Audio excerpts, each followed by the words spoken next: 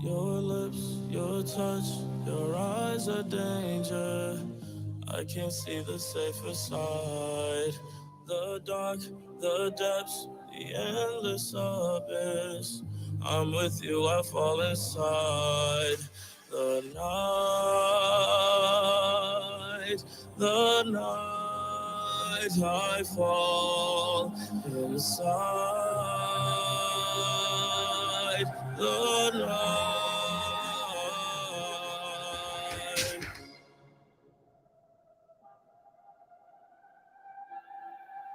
I fall inside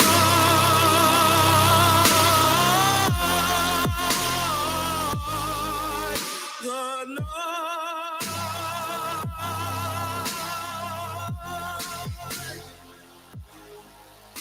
Your lips, your touch, your eyes are danger. I can see the safer side. The dark, the depths, the endless abyss. I'm with you, I fall inside.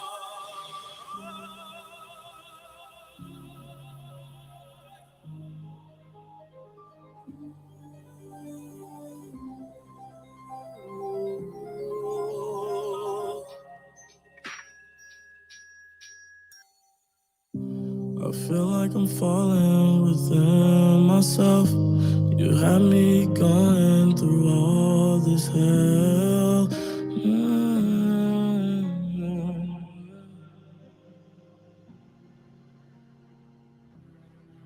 Always hurt, never heal. I'm bleeding out, no one's here.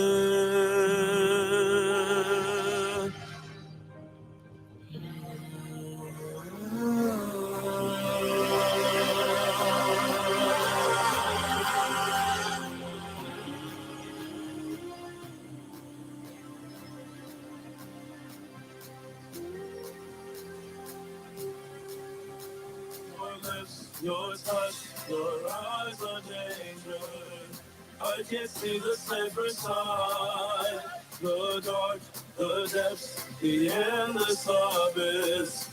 I'm with you, I fall inside.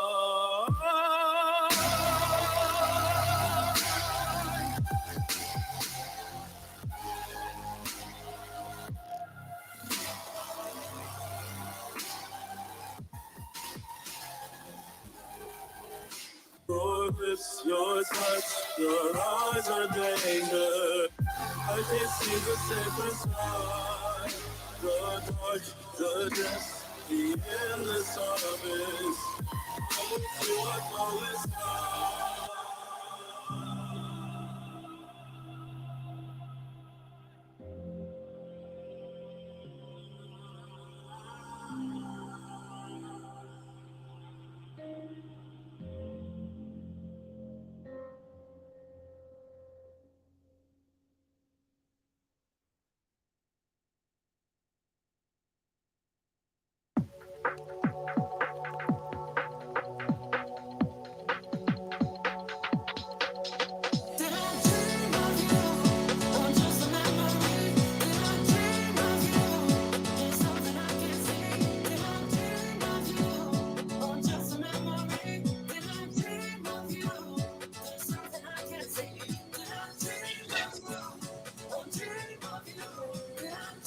It's like the same every time this week.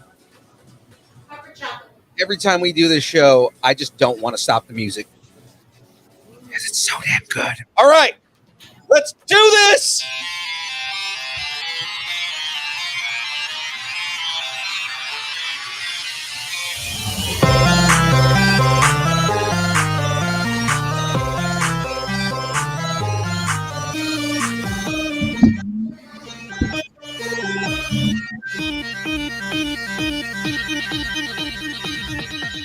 Distance nerding. Hey!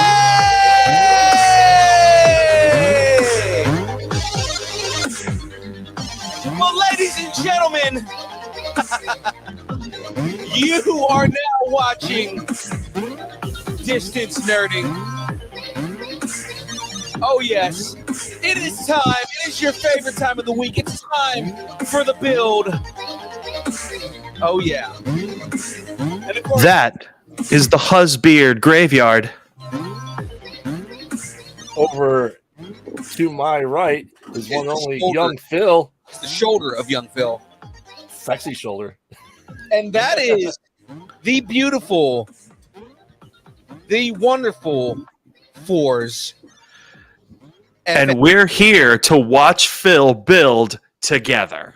Oh, you know what? That's the new tagline. I love it. That is good. Nailed it. Super. All right. Nailed it. All right, guys. Here we go. Of course, as usual, getting ready to go back and build this DeLorean. You know, the DeLorean is amazing in itself. We've got a great guest lined up for you guys today. But before we bring the guest on, before we start talking all about, you know, everything that he's into and everything that he does, let's do some housekeeping, right? As usual. Force, let them know what they can do. You know it. So, as you know, this episode is brought to you by Poddex.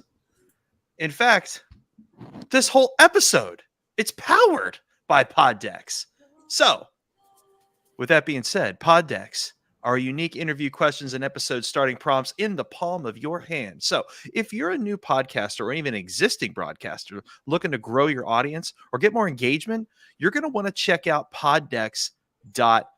You can utilize code NERDING10 for 10% off your Poddex. Guys, you're going to want to get a hold of your Poddex. And grasp. Yeah. I mean, we talk about this stuff every week, and we talk about it for a reason. Sometimes you're just not prepared. Sometimes you don't know what you want to ask, or you know that frog gets your throat. Something, and your pod decks are gonna have you prepared for all of your interview needs. So check out poddex.com. Utilize your code NERDING10 for your 10% off, and while you're at it, to keep you energized for your pod decks, you're going to want to check out Dubby. Beer. Yeah, I'm too far. Oh. I can't do it. So we're going to give a shout out to Dubby as soon as Dubby hits the screen. Oh, you know what? Any second now. I thought I switched to W. That's my fault. Sorry. Dubby is an emerging brand of energy drinks created to help with focus, concentration, reaction time with no jitters or crash. Dubby contains no maltodextrin, sugar, fillers, artificial colors, or dyes. And guys, it's keto friendly. So what makes Dubby different from other gaming supplements aside from what I just told you? It's actually one of the few drinks that contains neurofactor. It's a nootropic derived from the coffee fruit. So neurofactor helps give your brain focus and clarity, while the 150 milligrams of caffeine and 3 essential B vitamins help you to stay alert and energized. Where can you find out more? Well, I'm so glad you asked. You're going to go to dubby.gg to get your super flavored, keto friendly, caffeine bursting, yet very safe for your body, Dubby. Master, you want to tell them where they can use the code? As a matter of fact, I'm here on the build and it's time. You're going to utilize code NERDING10 for 10% off your... Dare I even say it? Yeah, you should say it. All right. You could get 10% off your Dabba Dubby. There it is. You've heard of a dollop of daisy? You get your Dabba Dubby. God damn it, Master Roshi. I'm gonna go back to my perverted mags now. Bye-bye. All right, Master, thank you. So I only came on this because I heard Roshi wasn't gonna be on this show. Oh my, it's a beautiful lady. That's right. A wandering Frey girl made her way onto the show here. Well, hello, Frey girl, and how are we this evening? Well, you know, I've been having a pretty good day. Well, you're about to have a better one. Oh, wait, I'm still here. I mean, oh, wait, I'm sorry. That needs a better laugh. Yeah. You are drinking from one of the best cups ever. So, I mean, there's that. Absolutely. Absolutely. So, welcome to the build, kids. Oh Hey. yeah. So let's get into this guy. This week's guest takes cosplay to another level. Now you've seen him at cons, events, and even on red carpets. Not only as different variations of everyone's favorite Atlantean anti-hero that isn't Aquaman, but as various other amazing characters that have amazing washboard abs. Ladies and gentlemen, please welcome to the show the one, the only Namor Cosplay. Hi. What's up there, Dr. Namor? You're muted, sweetie. Oh, yep, he's muted. Wow, There you Frey go. Girl dropping the sweetie right off the bat. Is that better? What's up, Yeah. dude? Yeah. Hear you, man. How's it going? I'm doing good. How are you? Just recovering from WonderCon, so slowly but surely. I bet, man, with the the cosplays that we saw you do. If you guys aren't following him on social media, you got to start following him now, because God, his cosplays are ridiculous. Thank you. Yeah, Appreciate they that. really are. They're beautiful. Yeah, it was a great weekend. So it was great to wear them out and get to live in them all day, which is really the best part about conventions. It's just you go to a shoot and you wear it for a little bit, you go home. It's like convention, you're there from like 11 to 7 in your costume, and it's really fun to really wear it. It's like you get to live it. Yeah. That's awesome. Yeah. Sorry if you're seeing my arm because I got to turn this light on. He's being weird. So here, I'm gonna fill. Let's fill. So, so you were just at WonderCon, and you go to San Diego Comic-Con all the time, right? I've only gone once. I've really only gotten into cosplay since 2020. Oh, wow.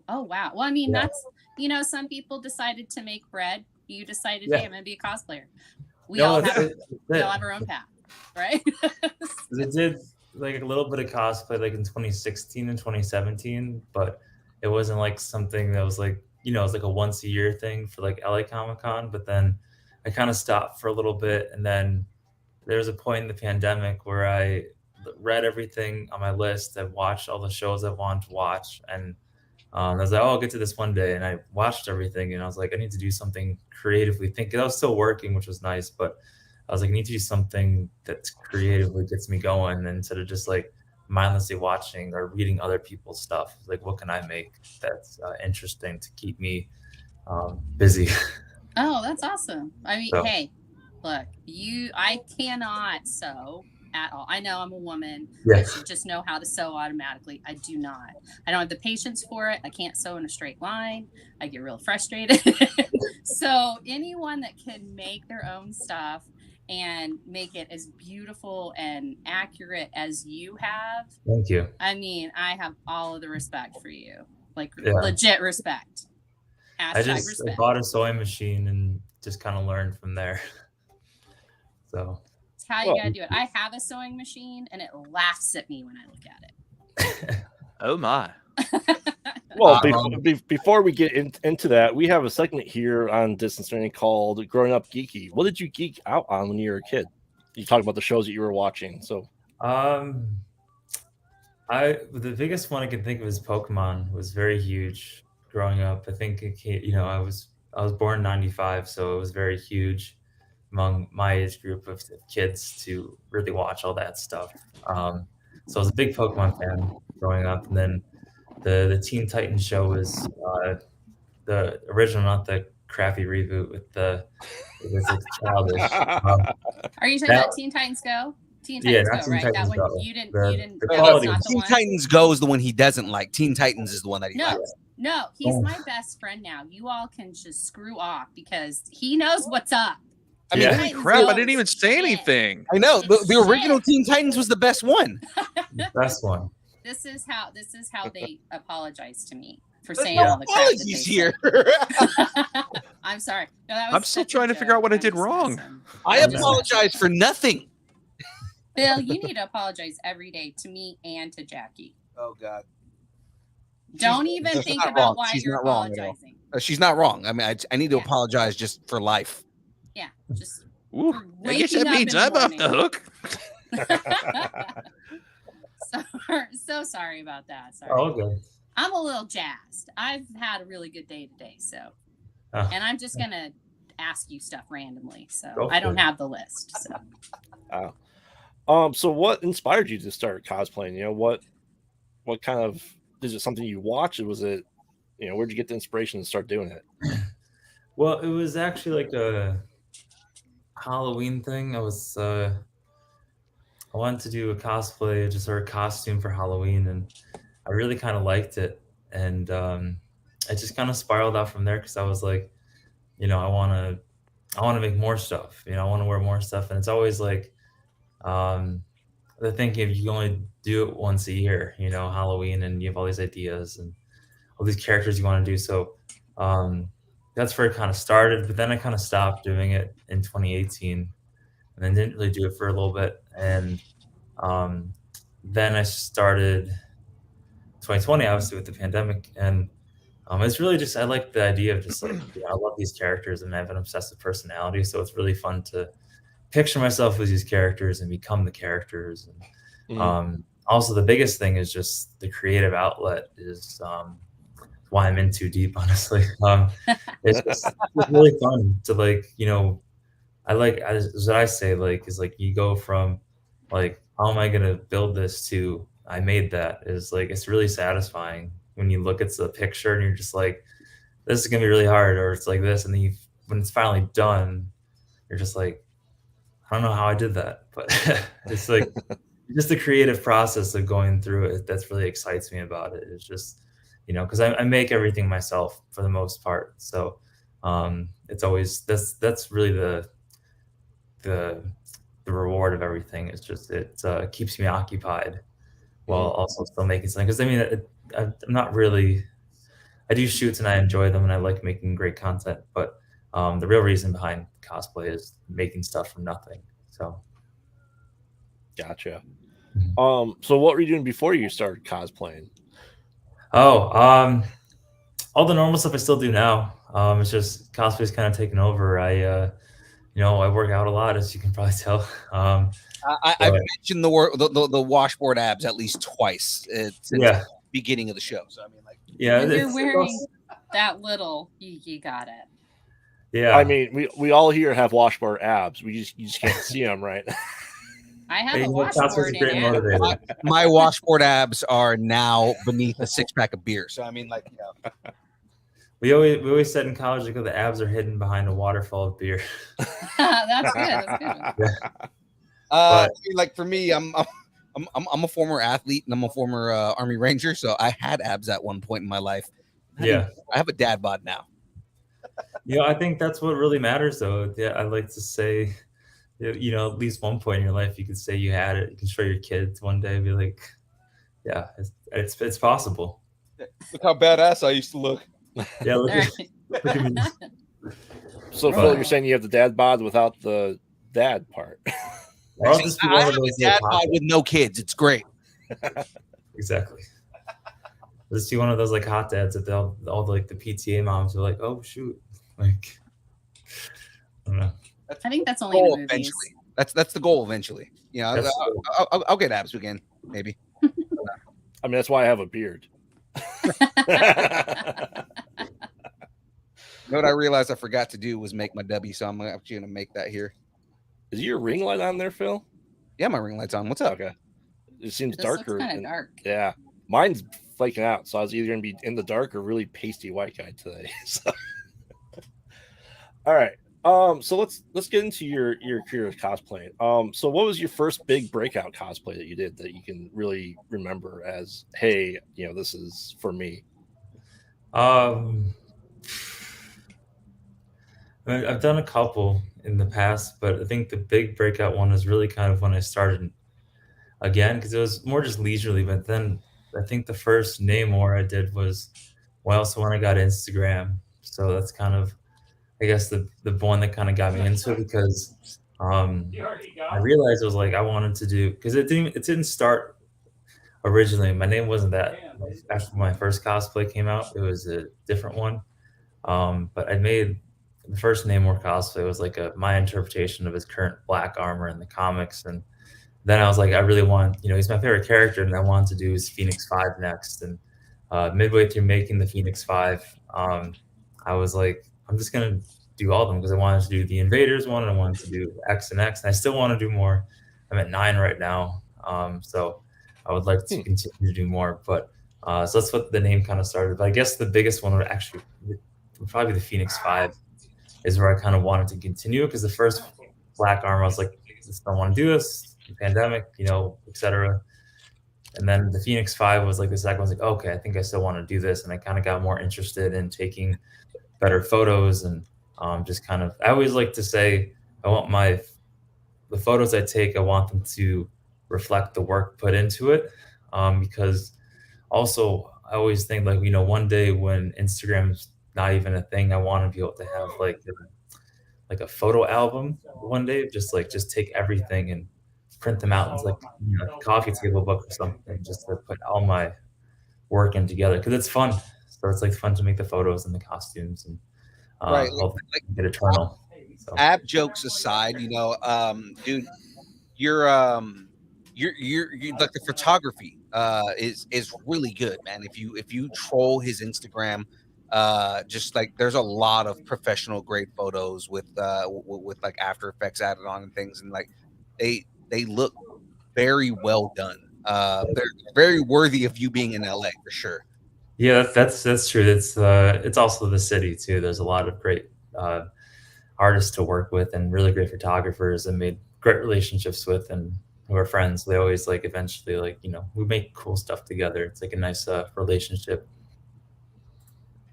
I am not looking at your Instagram right now. Not me.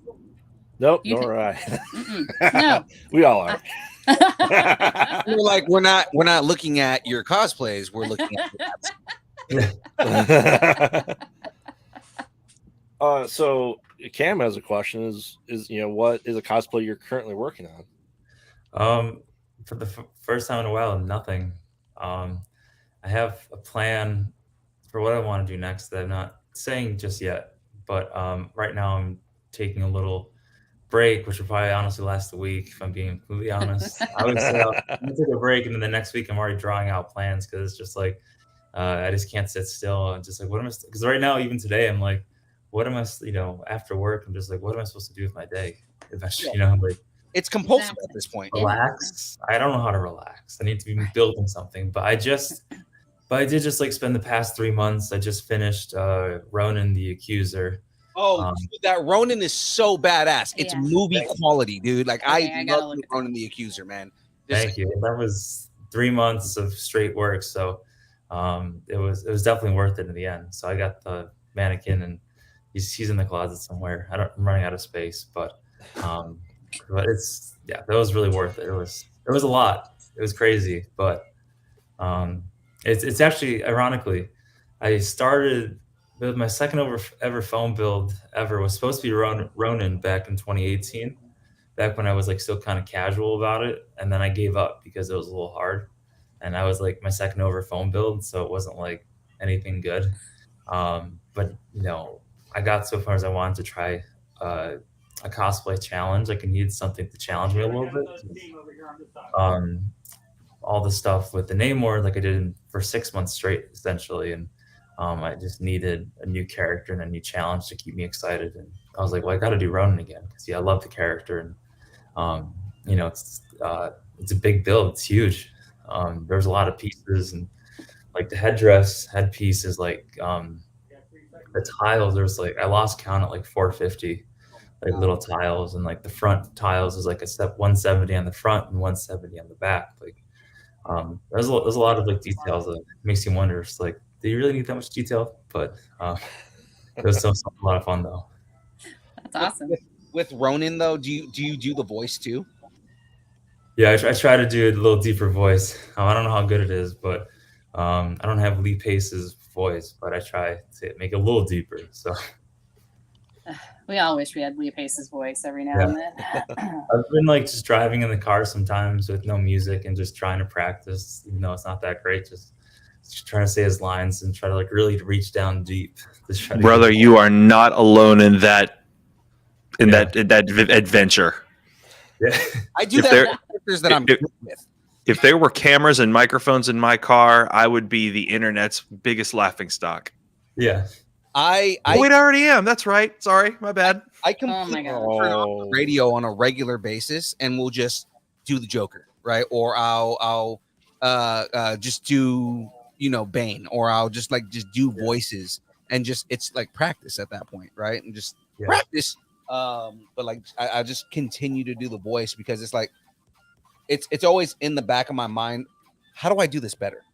Yeah. I'm a Harley Madison, like Harley Quinn, Madison from She-Hulk. I do those on the reg. Occasionally Summer from Rick and Morty. Yeah. Yeah. God damn it, Summer! Just stop, Rick! Shit. Grandpa Rick. No, I'll get back in it. Hold on. I know because I'm not Grandpa Rick. I'm Morty. Right? Are we about to have like a voiceover off here? Because I can No. join this little No. I can wasn't join this planning on little doing that fray at if I all. need to. I just need you guys to just stop just for a second and not Morty, just be you're assholes. having an interview. Grandpa Rick said to shut up. So speaking on your own, because you also did Richard Rider's Nova, right? What? You also did Richard Rider's Nova. I did. Yeah, I'm a huge fan of Annihilation, and that I have like all the comics over there.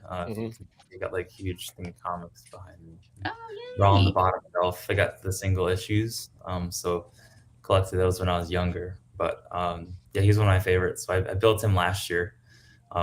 He was about 3 months too. I finished him pretty quickly, but the sanding and priming and painting took forever because it just had to be super duper smooth. That's why Rona went by so quick, because it didn't need to be perfect. Like, because if you look at the details, like in Captain Marvel, he's wearing the same exact suit as he does in Guardians of the Galaxy, but it's like clean. It's it's green. It has like the Kree colors, but it's like he is a radical and left as a zealot and leaves the Kree Empire, and he basically like, I'm gonna paint it black and never clean it. Like it's There you so go. it's all messed up. So it saved me a lot of time. So Right. That's Yeah. actually one of the things that I love about your builds and the things that the costumes that you do. Like you don't do a lot of like movie stuff, like things that are in movies or on film and print, or the ones that are on film. The ones that you do that are on film, you tend to do a lot of like comic book accurate costumes, and I actually really appreciate that about your builds. That you do go like really comic book accurate. I noticed that the first time we saw you was at LA Comic Con, not this last LA Comic Con, but 2 years ago. And I remember when we walked into the con, I think it was Friday. We walked into the con, we looked over and we're like, dude, is that dude Namor? And this is before anybody knew who Namor was, right? I know. Is that dude Namor? And did you see his abs? That's ridiculous. Here's the secret. Con He's prep a for little abs is a obsessed lot with your difficult. abs. There's a lot of I also, that's another reason like the shoots. There's like you got to dry yourself out. You got to ration your water the week of. It's the whole process. I'm very glad like my WonderCon lineup required no gym. Didn't really matter. This Ronin was my first like full build where everything's covered. Like the front, I mean, minus Richard Rider, but the first like big one, like I had to figure out logistics of buckles and Velcros to get myself into the back. Like, it's not just like, oh, it's like a little in like a suit. It's like a full armorized like mechanism, which is a new thing I had to do. I've never done that before. Because usually the shoulder armors, you can just get in yourself, like weasel your way in. But this is like full ass front and back. Yeah. There's a lot going on the back too. So it's like, you got to be, I'm very particular about accuracy. So I try to get Heck yeah. possible. So tell us a little bit about your process from you're obviously you have comics and you desire to build. So what's your process from design onto this build? And usually how long does it take to do the research and builds and stuff like that? Well, I think it really depends on the costume. Sometimes if I'm trying to go super accurate, like Nova, for instance, I really just like his basic comic book look. Like someone made this concept art of like what he might look in the MCU, like, and it was like great, people were sharing it a lot, but I just didn't like it because I like how his shoulders and his arms and his star like extra large. They're just really super pointy. So, and that's like what I liked. So I made it to be accurate like that. And I just, the covers, like him blanking the name. It's not Ari. Addie Granoff, doing all the covers for those, like they look super texturized, and I can kind of see what material it was almost. So I went off that, but a lot of the times too, I'll take a look and I'll kind of elevate it a little bit myself. Like a couple Namors, I've taken like the basic look of it, and I've added my own details, like I made like a second version of the black armor, but like I totally did it myself in terms of like I added like textures, and I actually found out there's like an Atlantean alphabet from like the Atlantis movie, the Disney one. Yeah. Yeah. So I've got one to 3D print like imprints of them. So I used it like foam clay, and I like wrote this like Atlantean poem and like did it all around the armors, like the whole thing. And I had like sand and painted the like actual sand into the armor from Malibu, because it's like 40 minutes from me. So so that was the thing. But I just try to find a way to elevate it a little bit, because sometimes it can be kind of clean cut in the comics, but I always try to make sure it looks like it, but just like what it might look. And if it's like the movie, I just go what I can. And sometimes too, it's like you do a little bit of guessing. Like I did Icarus. I did that when there's only like the trailer and like a concept art photo. So it looked a little bit different in the movie. Just the blues were a little bit different, but it's really just a thought and a prayer. Just going off that first, because I don't know why I do that to myself. I just really was interested in Icarus and the Eternals. I love the Eternals, so I had to make him as soon as I could. But then I wanted to make him someday. Now that I actually have full photos, but that was very different. So everyone's kind of different. So grand scheme of things. I kind of noticed that about your movie version of Namor. Like, how fast did you get that out? Oh, well, the first one, someone sent me a concept art early. So they sent me that, and my plan was I was going to wait for photos to come out, because I didn't want to be guessing again, right? Like I did with Icarus. But my friend sent me that, the concept art of the first look, and I actually had a Black Panther shoot scheduled 9 days from when he sent me that already, and I was just going to wear the black armor for that, and I was like, well, fuck, I have to make this now. I made it in 5 days. The second armor, the big gold armor, I actually had to make that in 2 weeks. I had to make that because the Wakanda Forever premiere, I wanted to wear it for that. So I made that in 2 weeks. I finished that at midnight the night before the premiere. So, oh wow, yeah, but it was nuts. Because both you and friend of the show Logan Winter, you guys had some pretty intensely crazy Namor cosplays. Yeah, there's a lot of really it's really like Namor cosplayers now. It's kind of cool. Like there was, it's wild to think about. Like for 2 years it was me and like this one other guy who did like the Speedo occasionally, but it's kind of crazy that he's just kind of blown up. And it's nice. Like I was actually at WonderCon and he wasn't on my lineup at all, but there were still like a lot of Namors there, and it was just like really kind of exciting. That's like, he's thriving in the community, and it's not because of me. Other people are doing him, so he gets represented, and it's really exciting to see that he's like becoming popular for once. So, which is really nice. Well, speaking of the Wakanda Forever carpet event, did you happen to meet, I can butcher her name, Tanuk Huerta? Tino. Yeah, he followed me back in July. Oh, wow. Yeah, we had like a little conversation like way back before everything really kind of blew up too. So it was kind of nice. He's a really nice guy. I was like, he's like, so oh, you probably know more than me. So I'm hearing that now you're BFFs with him. No, yeah, he's my best friend. Yeah, you guys go out and do lunch like once a week, right? Yeah, of course. Okay. What's funny is I forgot to play it, but I originally had Laila Kuko Anoa This the song.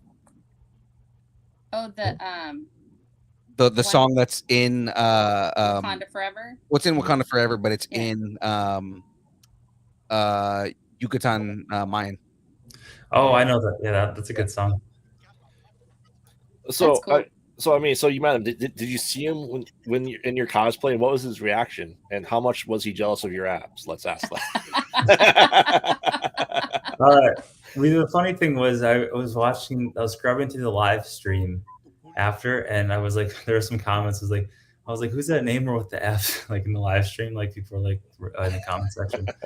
But it was actually kind of a whirlwind because it was like our section had a lot of Namor cosplayers, so we got them chanting, and when he was coming by, we were chanting like Namor and stuff, and he was getting really excited. So it wasn't like, oh, hi, how's it going, kind of meet you moment, but it was like he signed our stuff. We had a little conversation, and I got like on video to say Imperious Rex, which was great. Oh, So he was Right. super cool. Yeah. Which was kind of cool to see him say it in the movie, because you're not really like expecting him to say Imperious Rex at all, considering Yeah, they completely changed the backstory, right? I mean, like for a lot of people that don't know, remember Namor was one of the original comic book characters, like Yeah. original. 1939. Exactly, like he was pre-Marvel and became a Marvel character. But the biggest thing with why I'm bringing that up is because Namor's name is a lot simpler than people realize. It's Roman backwards. Yep. Mm-hmm. Bill Everett, you knew what he was doing. Mm-hmm. Exactly. I like to also, someone commented Namor Nation. Mhm. I'd like to say that I coined that term. I worked really hard to get that trending too, because I've been using that for a while. Like in our fandom, we have we used to call ourselves a small but mighty fandom. We just like lived on a couple boards, mostly Discord. It was just like a lot of us who were just like huge Namor fans of the comics, and now we're just exploded the fandom because it used to be just us. And I was calling us Namor Nation, and I was like commenting that in Tenoch's Instagram's post when he was like getting these going. So I feel very proud of myself that I was the creator of that. So That's awesome, dude. yeah, just a little fact, but That's awesome. Hey, Yeah. brag about yourself. I did, Something though. like that. When I was at the premiere, I did have a real a full conversation with Kevin Feige, and I was telling him about our fandom and like how we're excited, yada yada. But I made sure at the end I had to tell him, I was like, listen, like we have one request. And it's like, if you make a Namor film, you need to have Lady Dorma. No one else. Like said, you need like the Namor fans. We just want Lady Dorma. Like that's Aww. it. He gave me this look. I don't know if it was like a real thing, but we need that character in his film if he gets a solo. I don't want anything about like we hate Sue Storm, the fandom. We hate Namor and Sue. We think it's disgusting. So we want Lady Dorma and Namor to be together in the film, so people can stop talking about Sue because we don't know who is she. We don't know who she is. Yeah. Who is Sue Storm? I don't know her. Sue Storm is problematic. Let me tell you. I don't know who she is. That's weird. Sue who? I don't know. Who are we suing? The Storms. Right. Suing the entire Storm family. Yep. That's it. Declaring war. We're Johnny gonna sue and Kang. We're suing Kang because he's descendant from Sue Storm. I mean, technically, you're not wrong.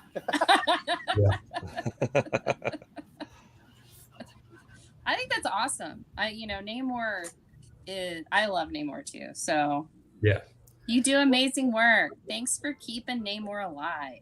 Dude, so I gotta ask you this: as a fan of Namor, with the way that they changed the character, what was your initial feeling on that?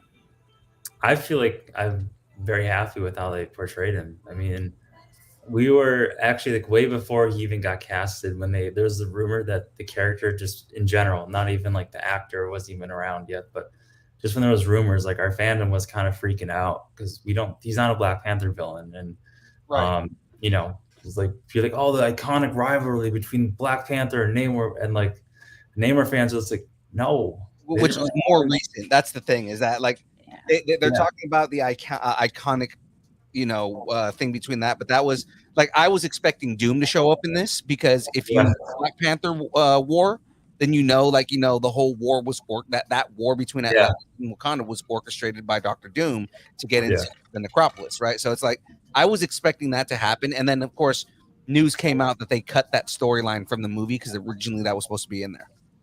Well, my thing too, what we were worried about was like, how is the rivalries between them supposed to start? Because it starts in the comics only when Namor is possessed by the Phoenix Force in the Avengers X-Men, and everyone thinks, oh, he attacks Wakanda. It was like, no, but he attacked Wakanda because Hope Summers is there, and the Phoenix Five were after Hope Summers, and they're hiding her in Wakanda.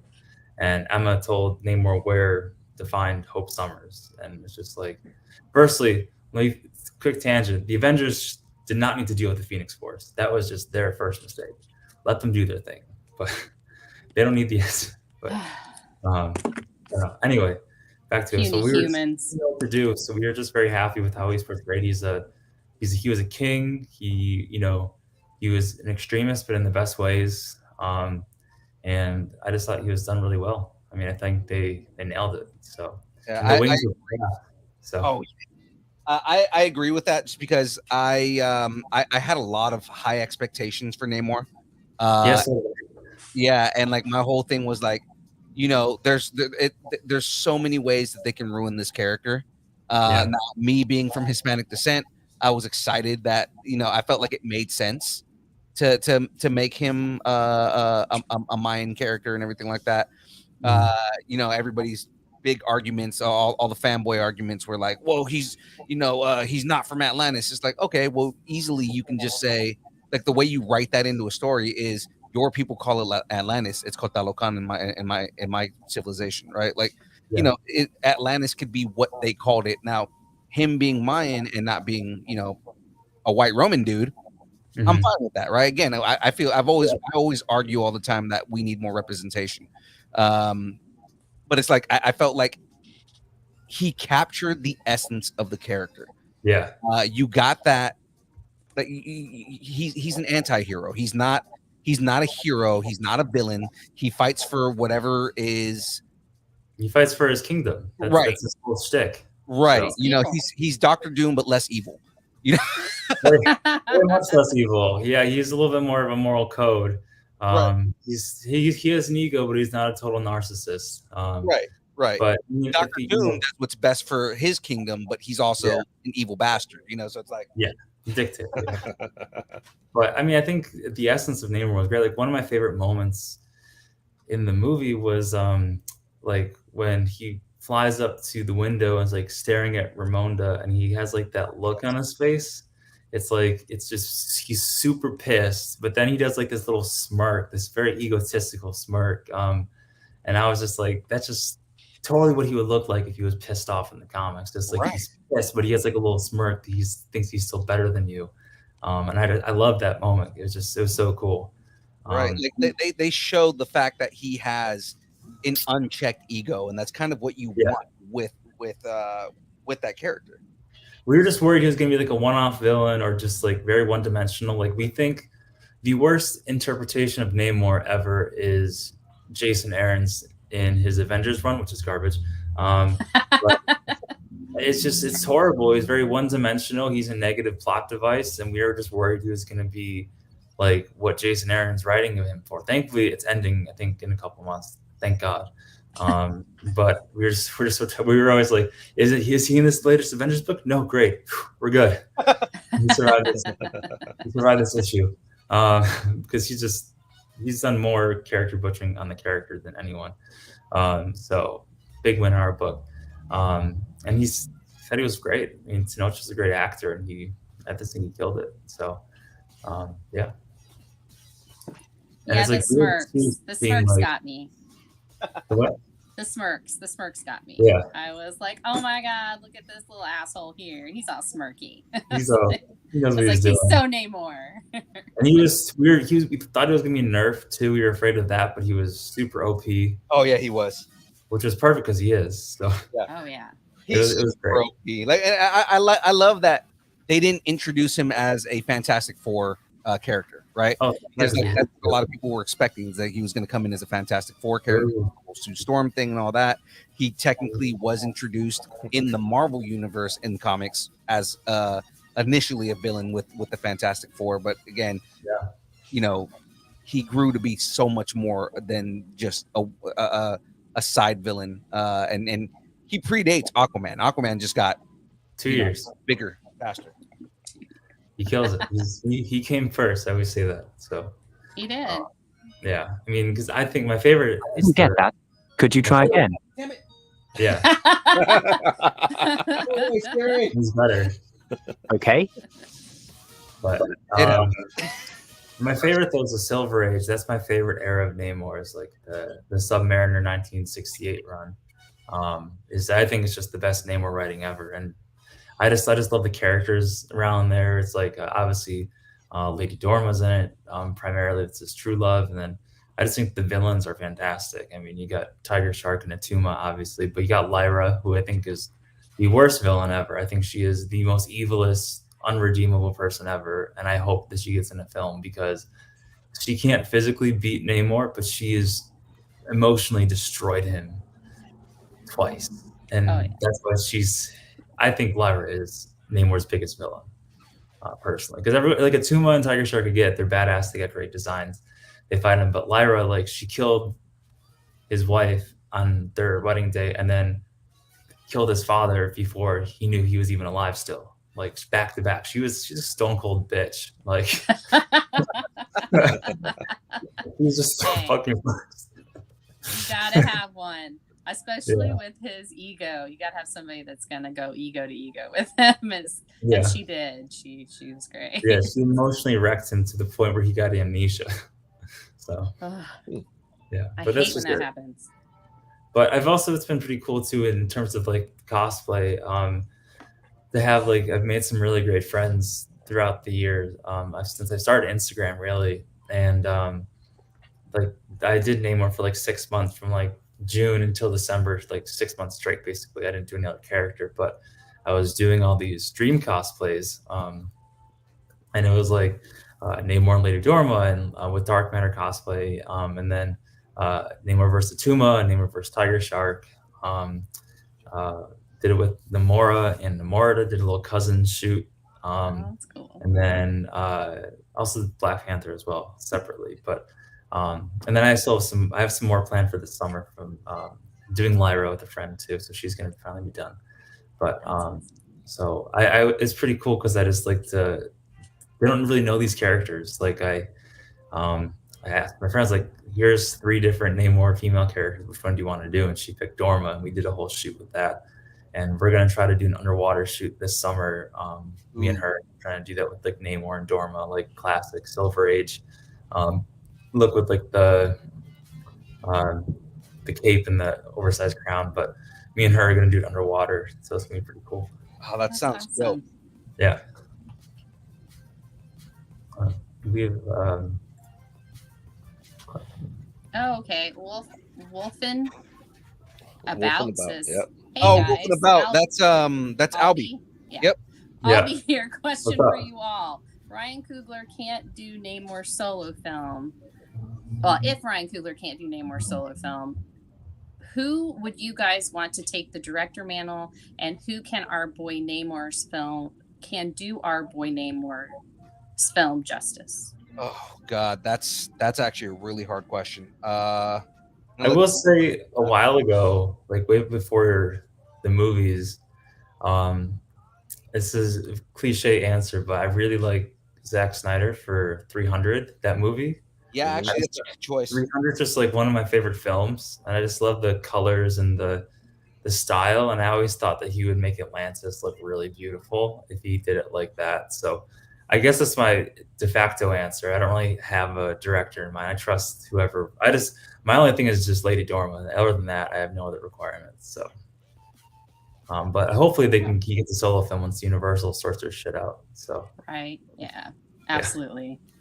Does Universal still have the rights to Namor? I thought they reverted over to they Disney. have the distribution rights of Namor and the Hulk, but I don't know what's going on, but I think they revert next year, or Disney's like sharing some of their shares of Hulu, and in the package deal is the distribution rights. I think it's just a whole mess, but Yeah.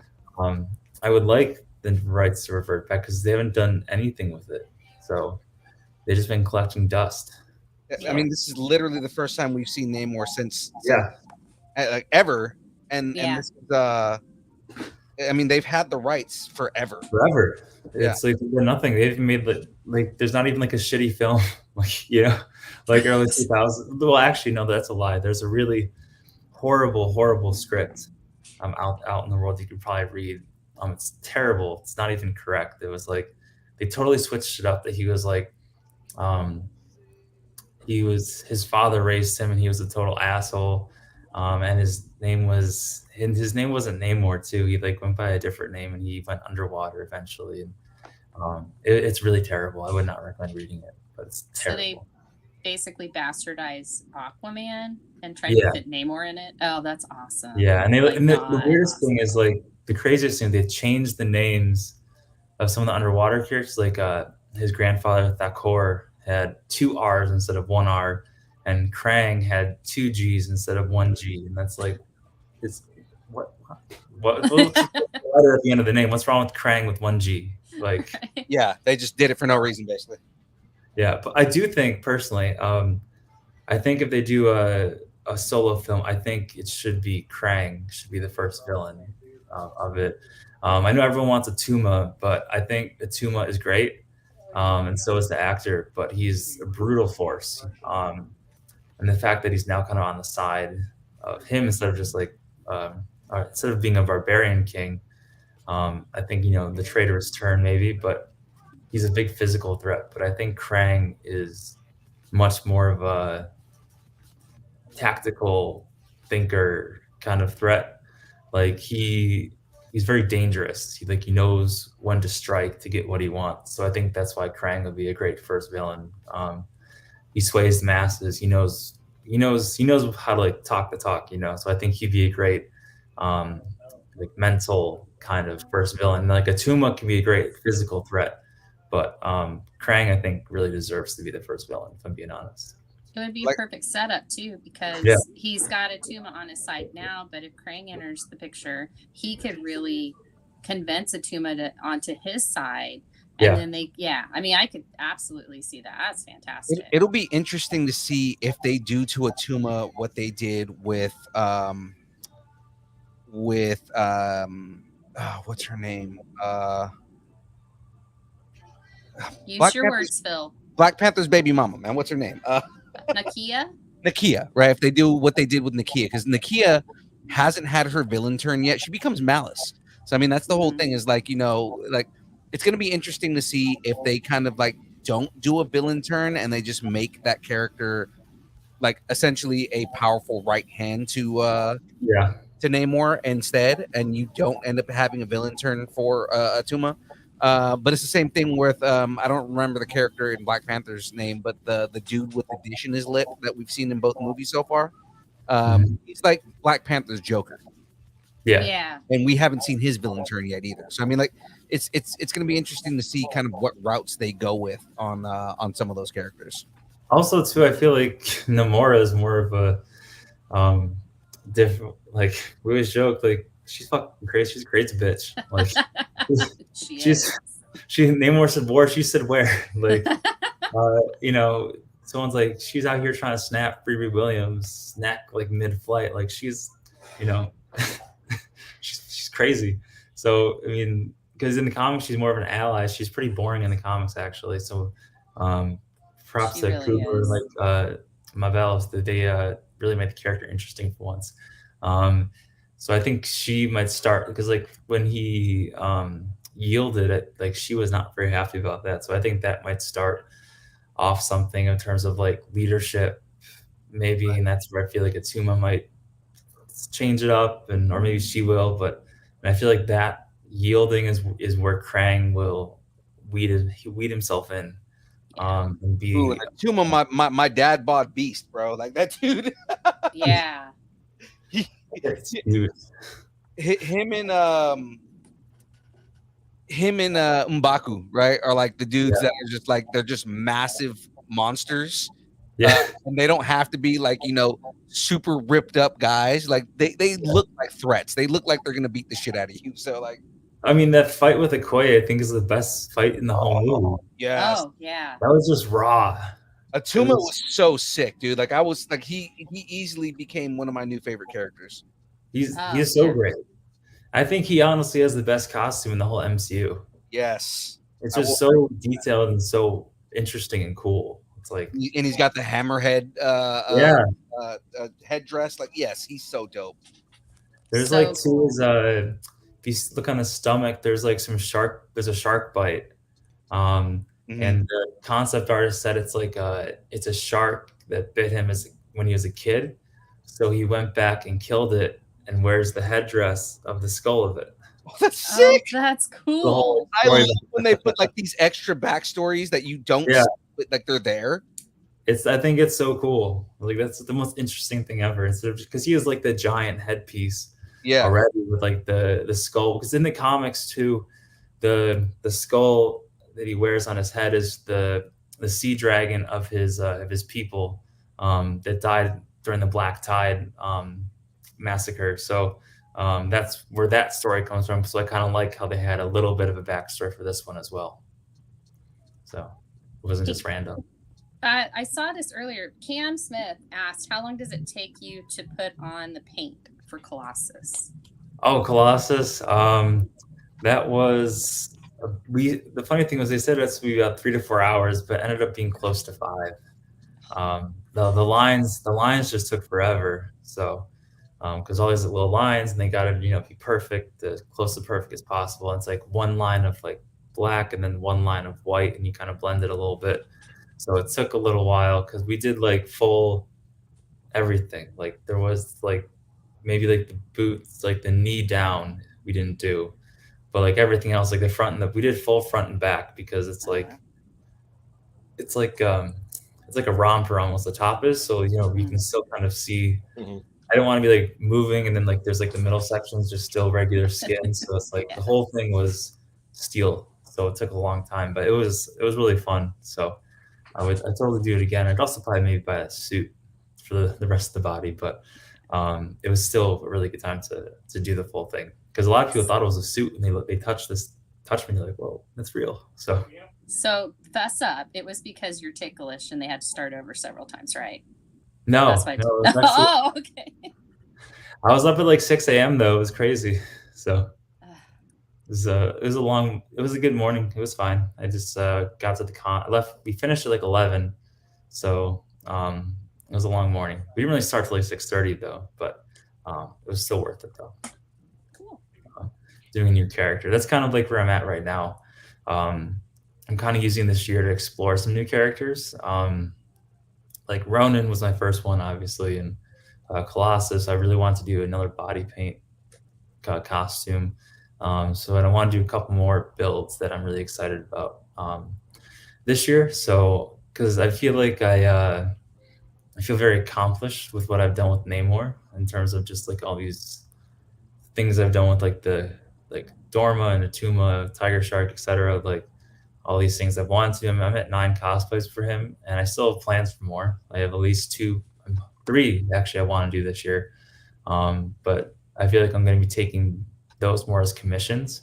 Like I might commission some people to make them because they're more sew heavy. I'm good at sewing, but some of them I can't do. like Red Wing, I'm having that commissioned right now, but I can't make that myself. That's too complicated for my experience. But that way I thought it'd be cool because I can still do my favorite character, but that way I can also still focus on like another giant build because that's where the fun comes in because I was getting a little burnt out by the end of December with all the Namor, but Ronan kind of revitalized it a little bit. So that's cool. Yeah. That's so cool. Yeah. It's not one I would think of. I would say, cosplay. Let me do Ronan. So it's awesome because there probably aren't going to be a lot of Ronans there. So I mean, some people were like, "Oh, I haven't seen a Ronan before." I was like, "Yeah, probably because last time he was relevant was 2014." Did you see the comment that I just posted on? Not just posted, but like before the show, I posted something on your Instagram. Did you see that comment? No, I haven't. What did it say? So I came across the picture of you as old Namor. Oh yeah, from Conquered Shores that just came out. Right. And I immediately, just because the gray that you put in your hair, I was like, dude, you would make a perfect Ra's al Ghul. Oh, that'd be interesting. That would be cool. If you did like the facial hair and then did the gray in your hair, That was fun. you could do Lazarus Pit Ra's al Ghul. Yeah. Right. Again, I'm just finding an excuse for you to walk around with your abs out, right? But I mean, like, if you do Lazarus Pit Ra's al Ghul, essentially all you would need is the green pants.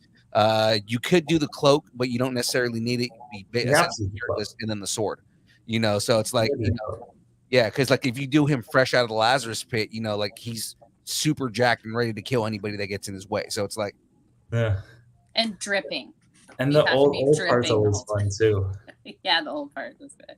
He did the Conquered Shores just came out in I think September, but it was a 5-issue limited series by Chris Cantwell, and it was Old Man Namor. It's set like alternate universe, like 300 or so years in the future, or 100 years in the future, but he's old, air quotes. They live 600 years in the comics. So I was like, I have to do the old hair. It's so much fun. Yeah.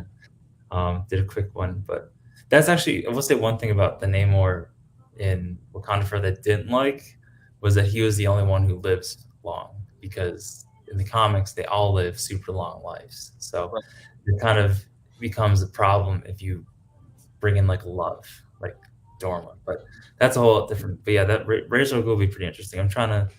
It's in my villain era this year, is what I'm calling it, because my next cosplay is going to be a villain too. So it's so much fun being bad. So well, now you got to give us a hint.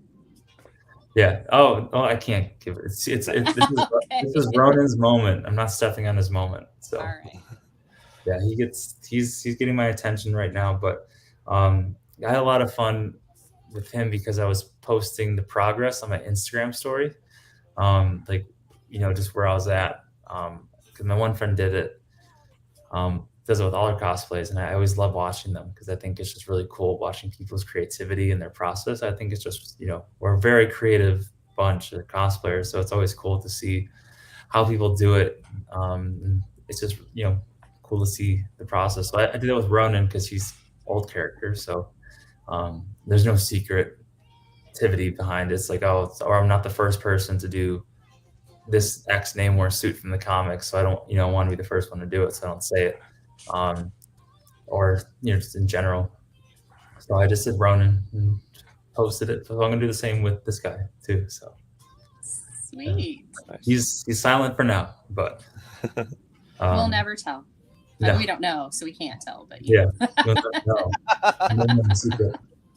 But he's cool. He's really cool. So I want to do like another video release with him, like I did with Nova. I did like a big Nova video. I was like in my head for like the entire time making him. I did like this 1-minute video with like the Nova Corps song from Guardians of the Galaxy, and it was really cool. Did this cool video shoot with it, like big reveal.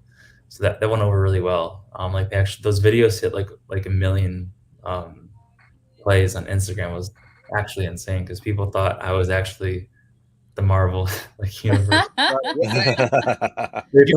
thought this was legit. So I think it just went viral because they thought it was real. Yeah, I mean, because I mentioned before, dude, your Richard Rider is amazing. Like it looks great. Yeah, I just looked at a couple of the Nova ones and I was like, holy fuck, this is amazing. So it was like, this is awesome. I think too, because I was almost done with the Nova cosplay, and there was that Deadline article about Marvel's developing a Nova project, and so I was I feel like the timing when people was oh, this is legit, this is the real Marvel costume. It's oh no, it's just the actual Nova costume. Look at this dude. He looks just like the one in the comics. Yeah.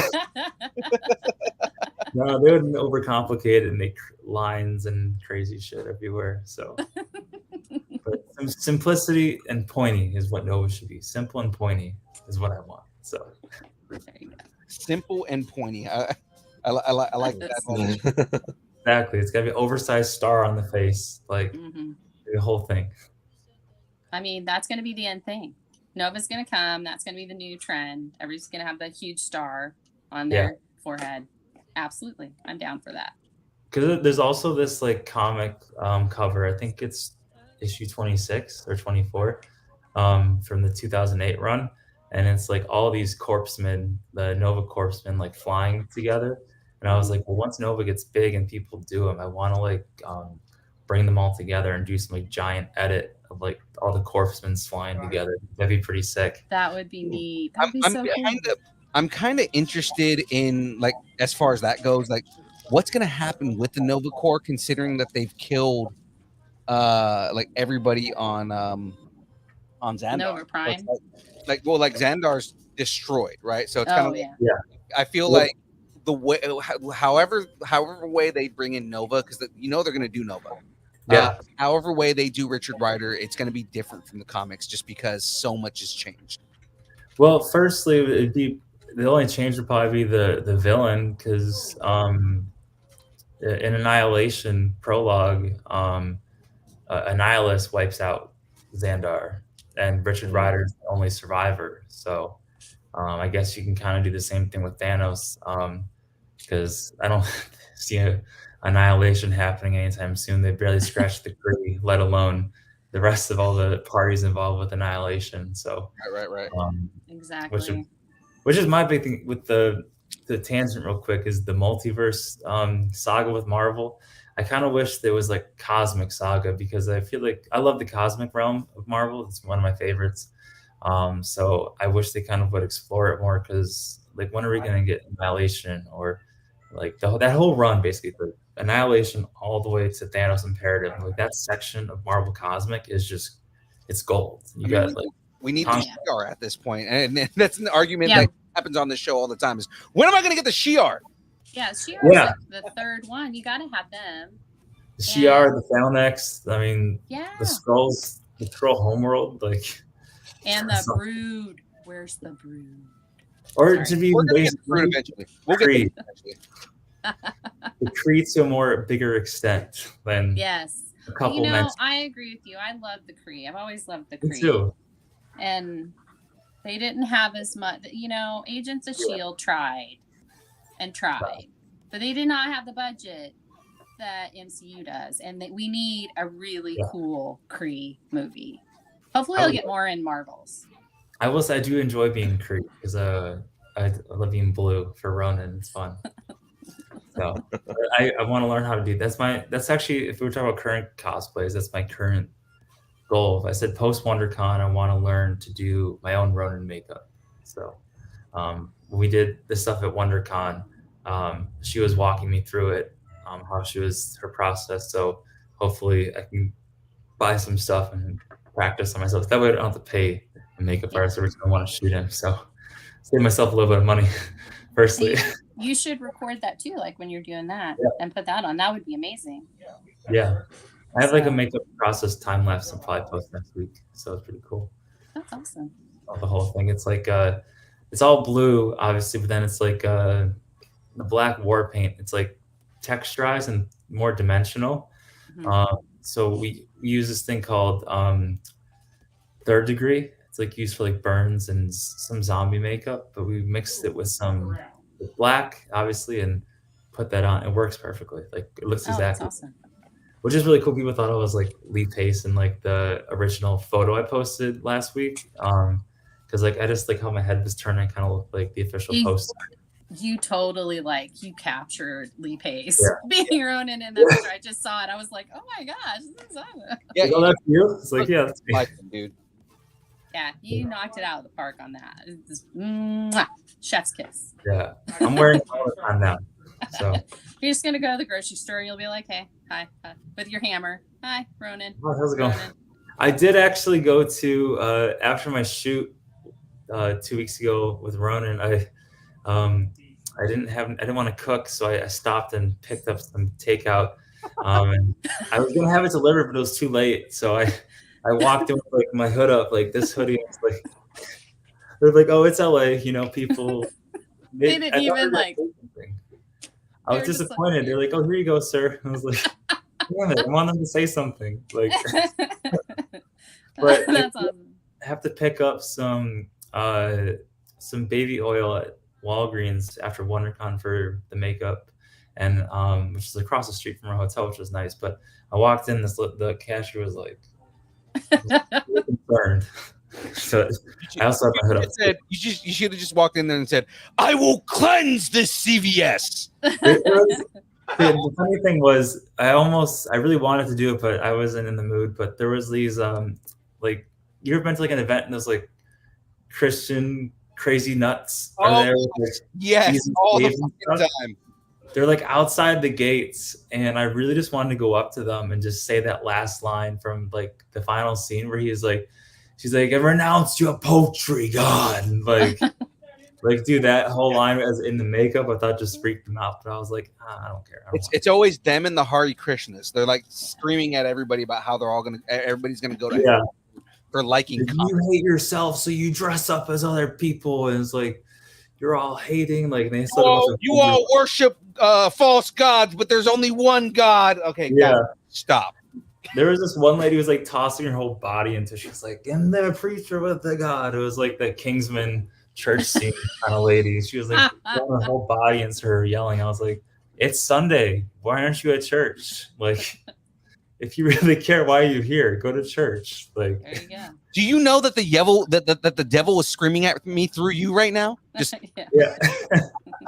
The devil Can't says, see "What's to up?" a nunnery.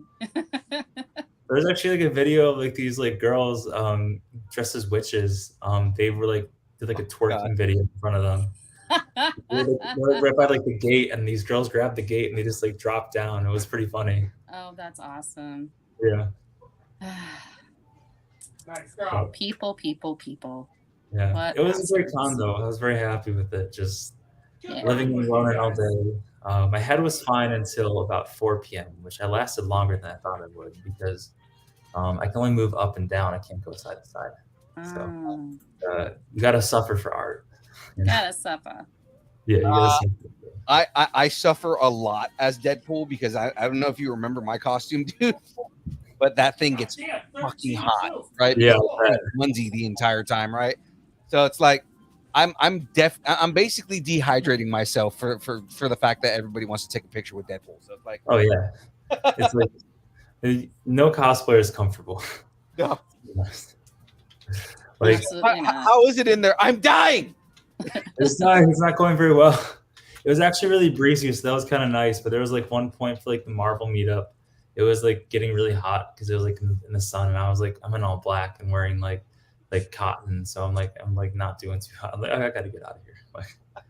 But the funniest thing about uncomfortability though was like I did the Joker for day one at Comic-Con with my friend Dark Matter Cosplay who did Punchline, and by the end of the day I was just so tired of smiling. Like, oh, can I get a picture? Like, that's why you have to draw the smile on your face. That's the whole point. But I was still like, giving him, crazy Joker smiles because I just couldn't help it. But I was just like, I'm so tired of smiling. I don't want to smile ever again.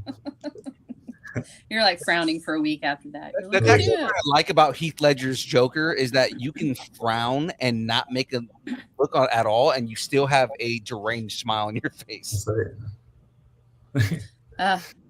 Look how crazy and stuff. But that was fun. That's actually where my makeup kick kind of started because I did the Joker makeup for her, and I when they did my makeup, I didn't want to see it until it was fully done, and I saw it. I looked in it, and I was just my brain like short circuited for a minute because I couldn't process that it was me. It was just like I know this is me, but it doesn't look like me because there's also like a big prosthetic chin too, and like this like thing over my eyebrows, so they could do the green crazy eyebrows. I was like, who is this guy? I don't know who. Actually, your Joker does look really good too, man. So I mean, like, it's really good. Again, that's the big thing and that's what I was mentioning is like all your cosplays, they're good.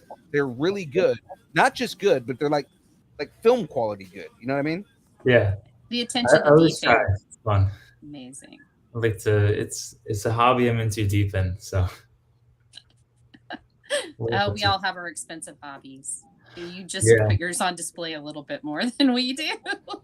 I would put mine on display more too if it didn't cost so much damn money. You know, Yeah. Phil, you don't need to put anything else on display. Like I made Ronan myself, but he definitely cost a couple $100. So it's just there's a lot of foam, and it was crazy. Just the amount of stuff I needed. It was worth it in the end, obviously, but I never want to know how much I actually spent. Like, oh, $30 here, $30 there, like, it just adds up. But I don't want to know. Like, it's actually crazy. And then shoots too. Like, they added makeup that costs money too. It's like, Jesus, my God, why am I getting into this hobby? Well, I mean, besides your hobby of cosplay, what else do you like to do that in your spare time? I'm a big outdoor enthusiast. I like to go, especially in the summer.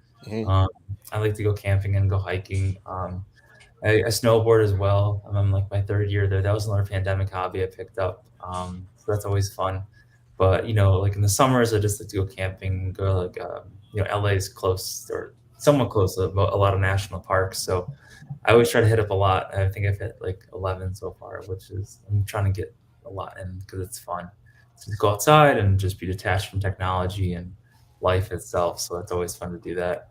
And I always try to do that like on like 4th of July weekend and Labor Day. I always try to do like a quick trip because those are like I always call them like quick vacations because it's like you don't need to like spend a whole day flying to like Europe or like somewhere. It's like, okay, let's drive 6 hours to X place. Or sometimes the longest one I did was like 12 hours to Crater Lake. But other than that, everything was pretty, 6 to 8 hours drives from LA and just you're there, do a lot of hiking. Like I'm a machine when I hike. Like I try to get in as much as I can, and I'll rest later. So that's kind of what I do. Also, I also big into EDM, so I like go to like a lot of festivals and stuff. So, so you're appreciating the dubstep that's playing in the background right now. Oh yeah, I'm a bass head, so I'm a bass DJ. So there you go. Yeah, I was using my shirt at AT Aliens. It's my comfiest hoodie I just got on their Cathedral tour a few weeks ago. So I've actually been wanting to do a just kind of go live and just do a session and just do like a hardcore D&B session. I always say like Richard Rider. I feel like he would listen to EDM. Like I feel like he would really vibe with like R.L. Grime is what I dub under his like music taste. Like that's his vibe. Like I don't think he go like hardcore Excision like bass, but I feel like he would go a little bit more of like a vibey R.L. Grime is what I feel like. Funny enough, I was just talking about Excision earlier today because I was telling my buddy about I was at EDC a couple years ago and he blew the speakers at the bass stage. Yeah. So the next year he brought in custom speakers. It took 45 minutes before his set for them to switch them out. And then right after that was the Pendulum reunion. So Pendulum got on those speakers and just blew the house. Oh my God. That sounds great. It was I saw it. Dude. What? It was badass, dude. Yeah. We went to Bass Canyon this summer and it was just like 3 days of straight bass and it was magical. Like wow. We were like, are we gonna get tired of it? And then by day 3, like, no, we're not tired of it. Like so that was a lot of fun.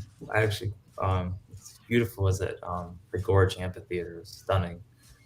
Just the views were just so beautiful. So I'm trying to do that more. I didn't go to as many shows last year, but I'm trying to make up for a lot of time.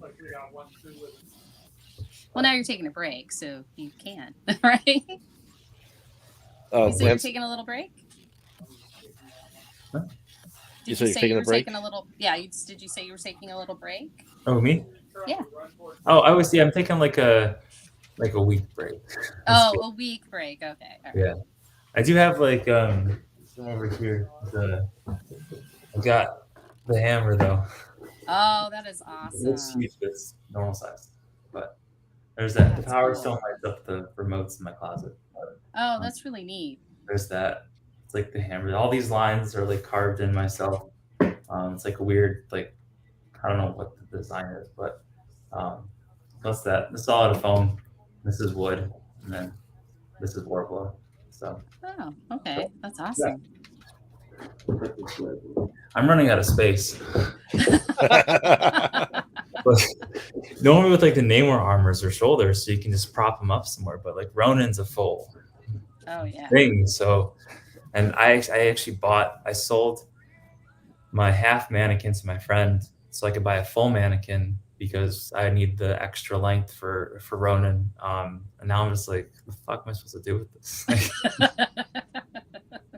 I'm gonna need him for the next cosplay, but I'm also just like, I think after this next one, I'm gonna have to buy a storage unit because I don't have the space for it. And I have the master bedroom too, so I have like I have a big room and I have a lot of storage spaces here in the bathroom too. There's a huge closet, so I'm one person, so I don't need all that space. So it's all cosplay storage, and I'm running out. Yeah. And then there's like a whole section of my closet that's just like supplies. It's just like, oh, here's sewing, here's patterns, here's fabrics, here's like tools, and here's power tools, like all this shit. My bathroom too is like a his and hers bathroom, and since there's I don't have a wife or anything, half of it's I put like those gym floor like tiles, the foam ones. I sectioned off half of my bathroom sink to have the foam flooring on it, so it's like a workbench almost. Oh wow. Yeah, and that's the other half is a normal bathroom, but just use your space as you can, right? But yeah, I'm into it. Absolutely, use your space as you can. Very clever. Yeah, I'm in way too deep. It's worth it though, right? It's worth it. Yeah, I think it's worth it. So. But, yeah. Graveyard. Any other questions? Phil, I think we're close to the back to learn about. What do you think? I think so too, man. Where are we at right now? We're oh yeah, we definitely So if you wait, let me get my one in. All right. I was wondering when you were going to hop in and ask that question. I can't hop in. Y'all have just been on and on and on it, so I'm just like, okay, let it roll. So I've had a couple of friends in the cosplay community, and the overall consensus, after talking to them, and it's been like this for many, many, many, many years. But do you find the cosplay community to be one of the most unbelievably, unnecessarily dramatic communities of all time? No. I've seen some drama like once, but at least the community I'm in, I haven't seen any drama per se. There's some definitely out there, I think, with like the people who, I think Instagram influences a little bit differently because, people think, oh, I got a couple thousand, 100,000 followers, and they think they're a celebrity. But at the end of the day, I always say, like, we're all just adults playing very expensive dress up, and no one knows you outside the community. So if you were to gauge where that behavior comes from, would you make a guesstimate that it comes from possibly like their overwhelming need to win a contest, to win like a set amount of money or get a certain amount of subs and followers so that they can make that ad revenue? Or like, do you think that's like, do you think greed is where it all comes from? I think just attention. I think just some people want attention, and they find that cosplay is a great way to do it somehow. And personally, I just kind of do my own thing. Like, I actually took a step back from social media when I was building Ronin, because I actually even myself got caught up a little bit in like the grind of Instagram per se, because it was Namor's era, so I was trying my hardest to get noticed and everything because it's my guy, obviously. Right. So, and I was actually getting a little burnt out by it because it's just so much effort to just care about Instagram, and the algorithm's so unpredictable. I just got uninterested. So I didn't really post. I posted occasionally the past 3 months, like maybe like once a week or whatever. But I kind of got lost in the grind of Instagram. So I instead just focused on Ronin because that's why I love cosplay. I like to build stuff and make things from scratch and live in the creative moment. So it was really nice just to do that and not worry about posts or likes or whatever. It's like, oh, this is fun. Like I'm enjoying like building this very complicated thing and sharing it with people. So, Last question. Earlier on in the podcast, you mentioned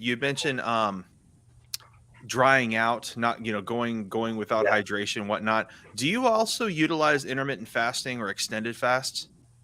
No, I eat a lot. Because I used to I did 2 physique competitions in the past.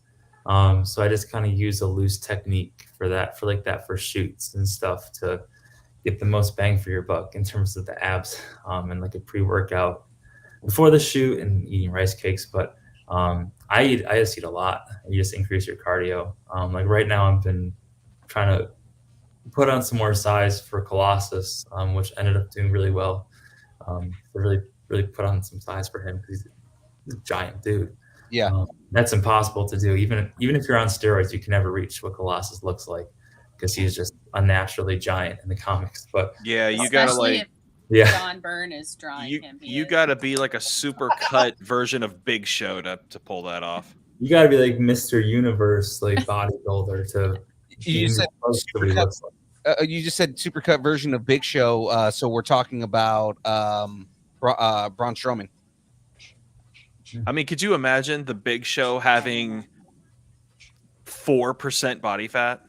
Okay, so look up Braun Strowman. The dude he's just barely shorter than the Big Show, but the dude is super cut.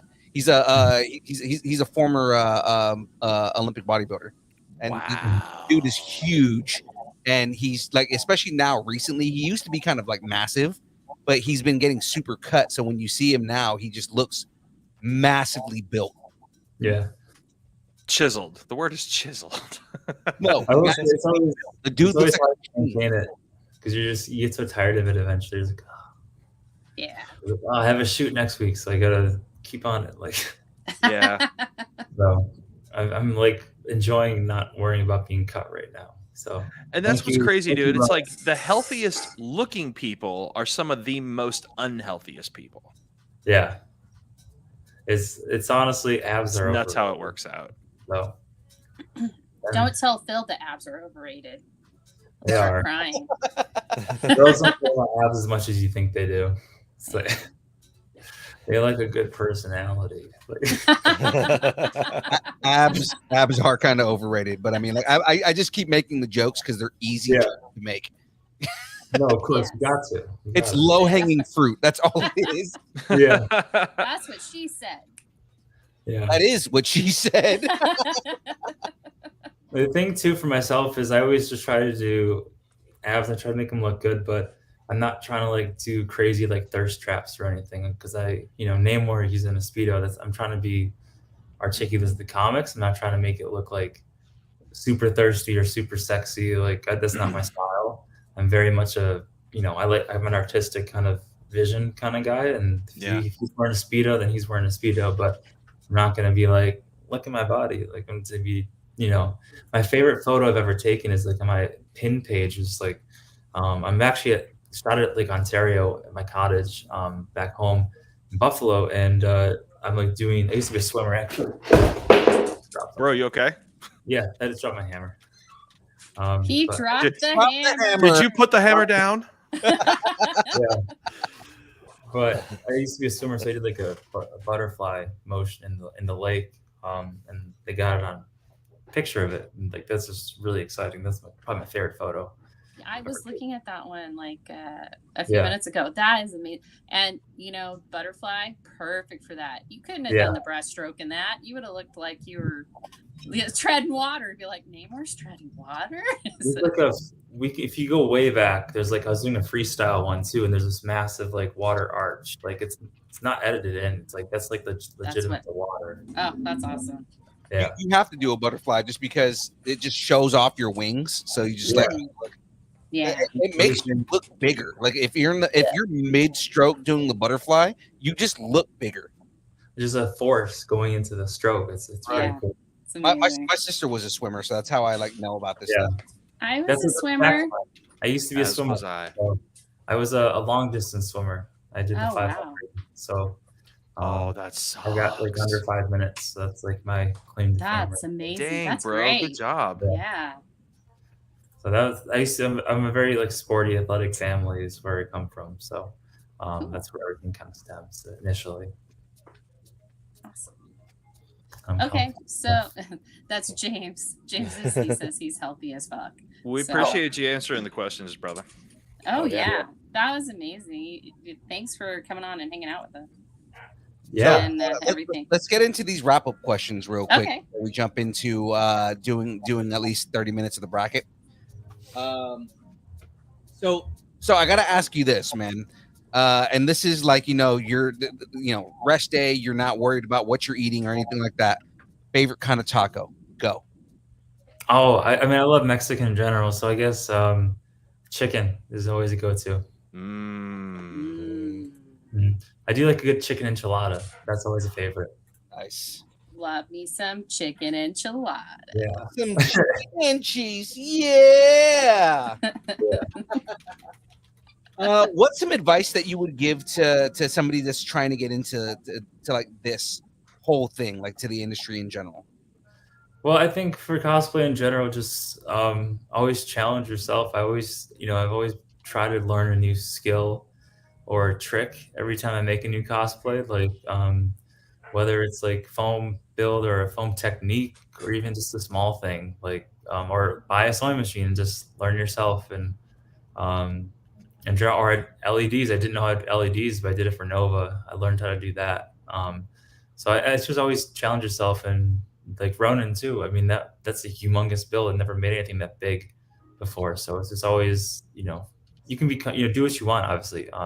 But if you want to just keep on, like, everyone starts small. Like I said, I gave up on Ronin in 2018 because I didn't have the skills for it, but now I do. So it's just like, they don't come naturally. I mean, the creativity does, but it's just like my skills that I've acquired don't come naturally. I built them up over the years. So if you build something, always just be proud of it, but just keep on going. Just keep challenging yourself, I guess, if that makes sense. Use your skills that he learned in the mountains.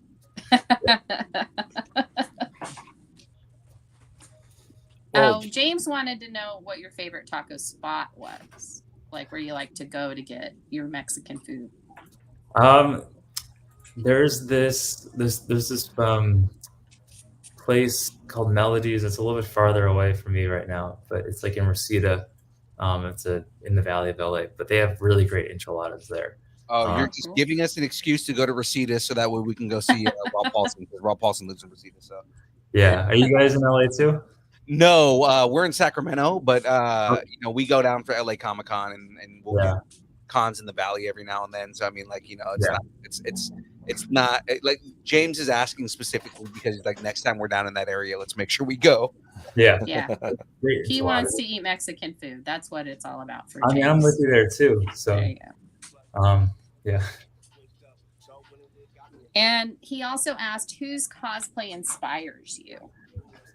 Honestly, kind of everyone. I just feel like even big or small, I mean, everyone makes really incredible stuff out there, whether it's little techniques or anything. I mean, everyone's just so creative in this community. It's just really cool to see what they do. That's why I love WonderCon, because WonderCon's like, no one really goes inside on the con floor. Everyone's outside in their cosplays.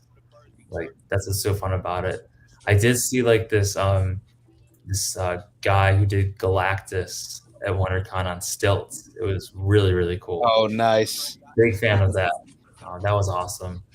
So yeah, that's what I say. Sweet. Okay, I'm sorry. I have to show this to you guys. Oh my gosh, look at that. What is it? Hold on, let me turn it around. And then number 2. Oh, there it is. It's the capacitor. Is that where you store your fluxes? Yeah. That is definitely where I store my fluxes. That's awesome. Well, you see, he was standing at the edge of his toilet. He was hanging a clock. All right, I'm gonna stop. Okay, look. Yes. Yeah.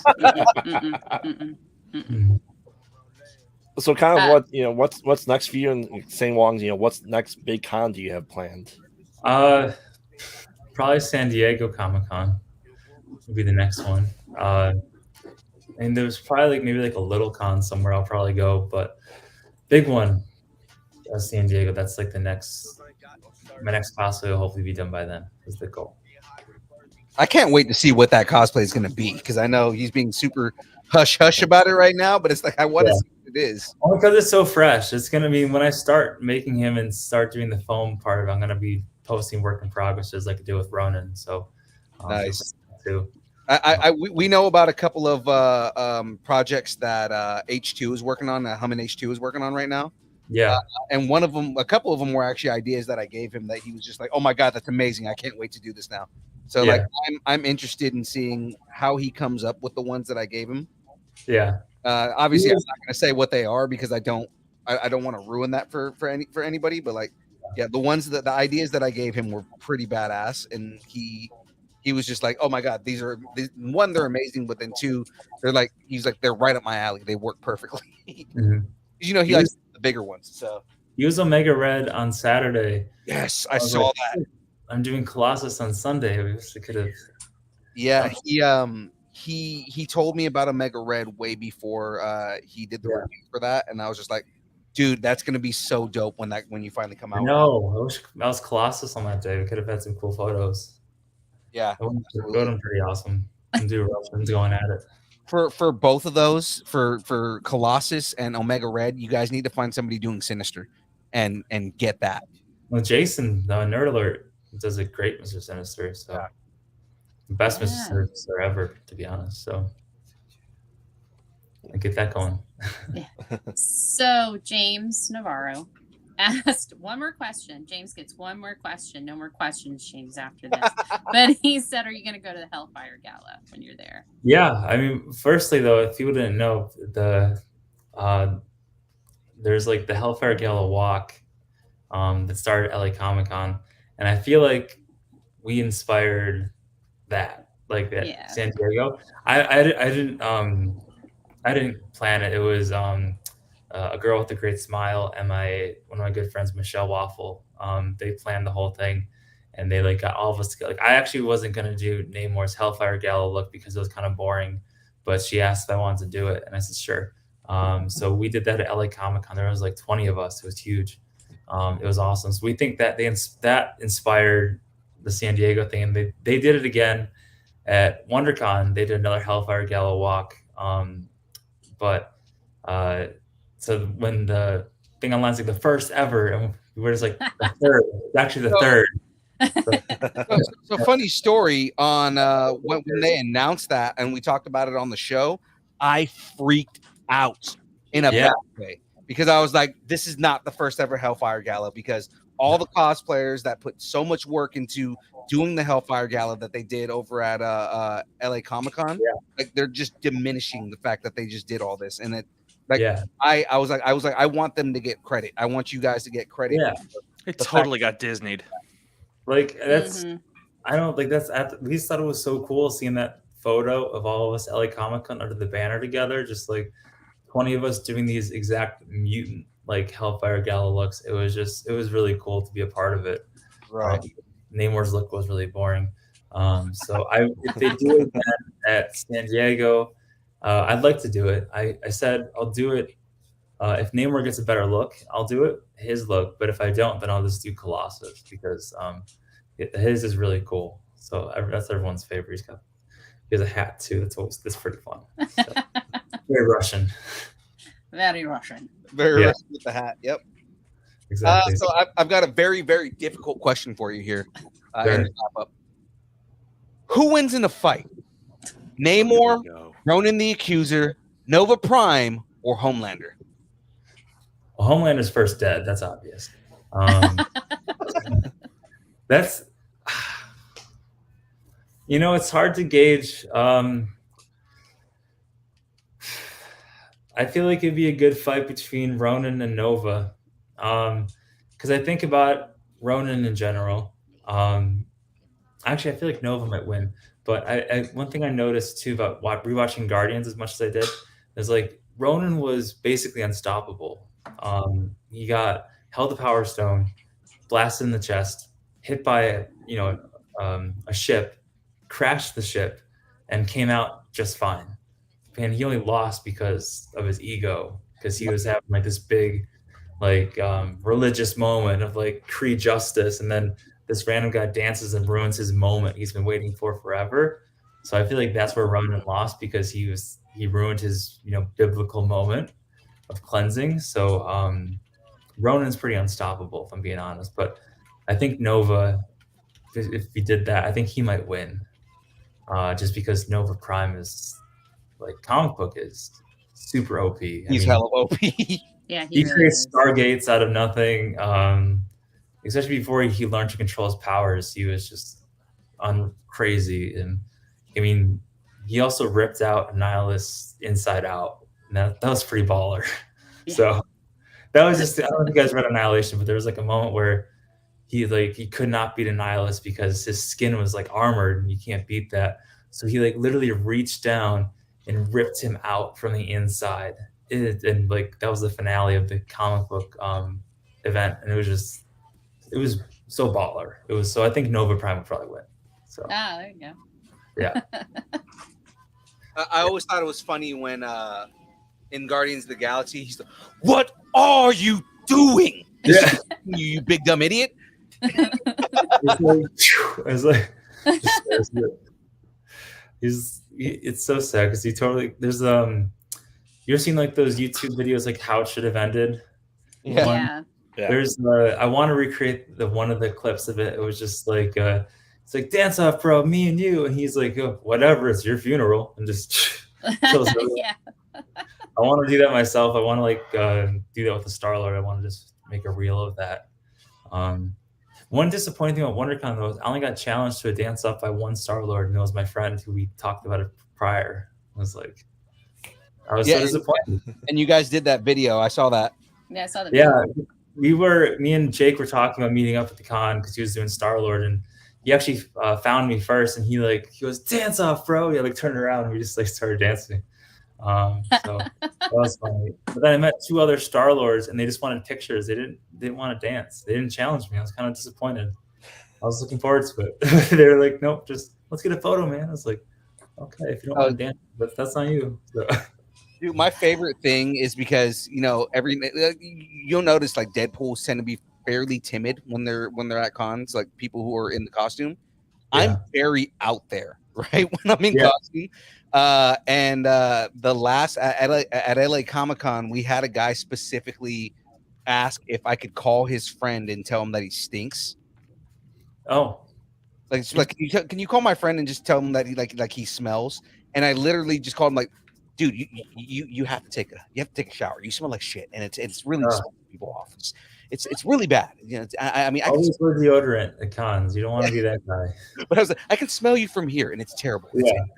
And like the guy was just laughing the whole time. He goes, I don't think that could have been any better. I spent my entire con looking for Wolverines. Yeah.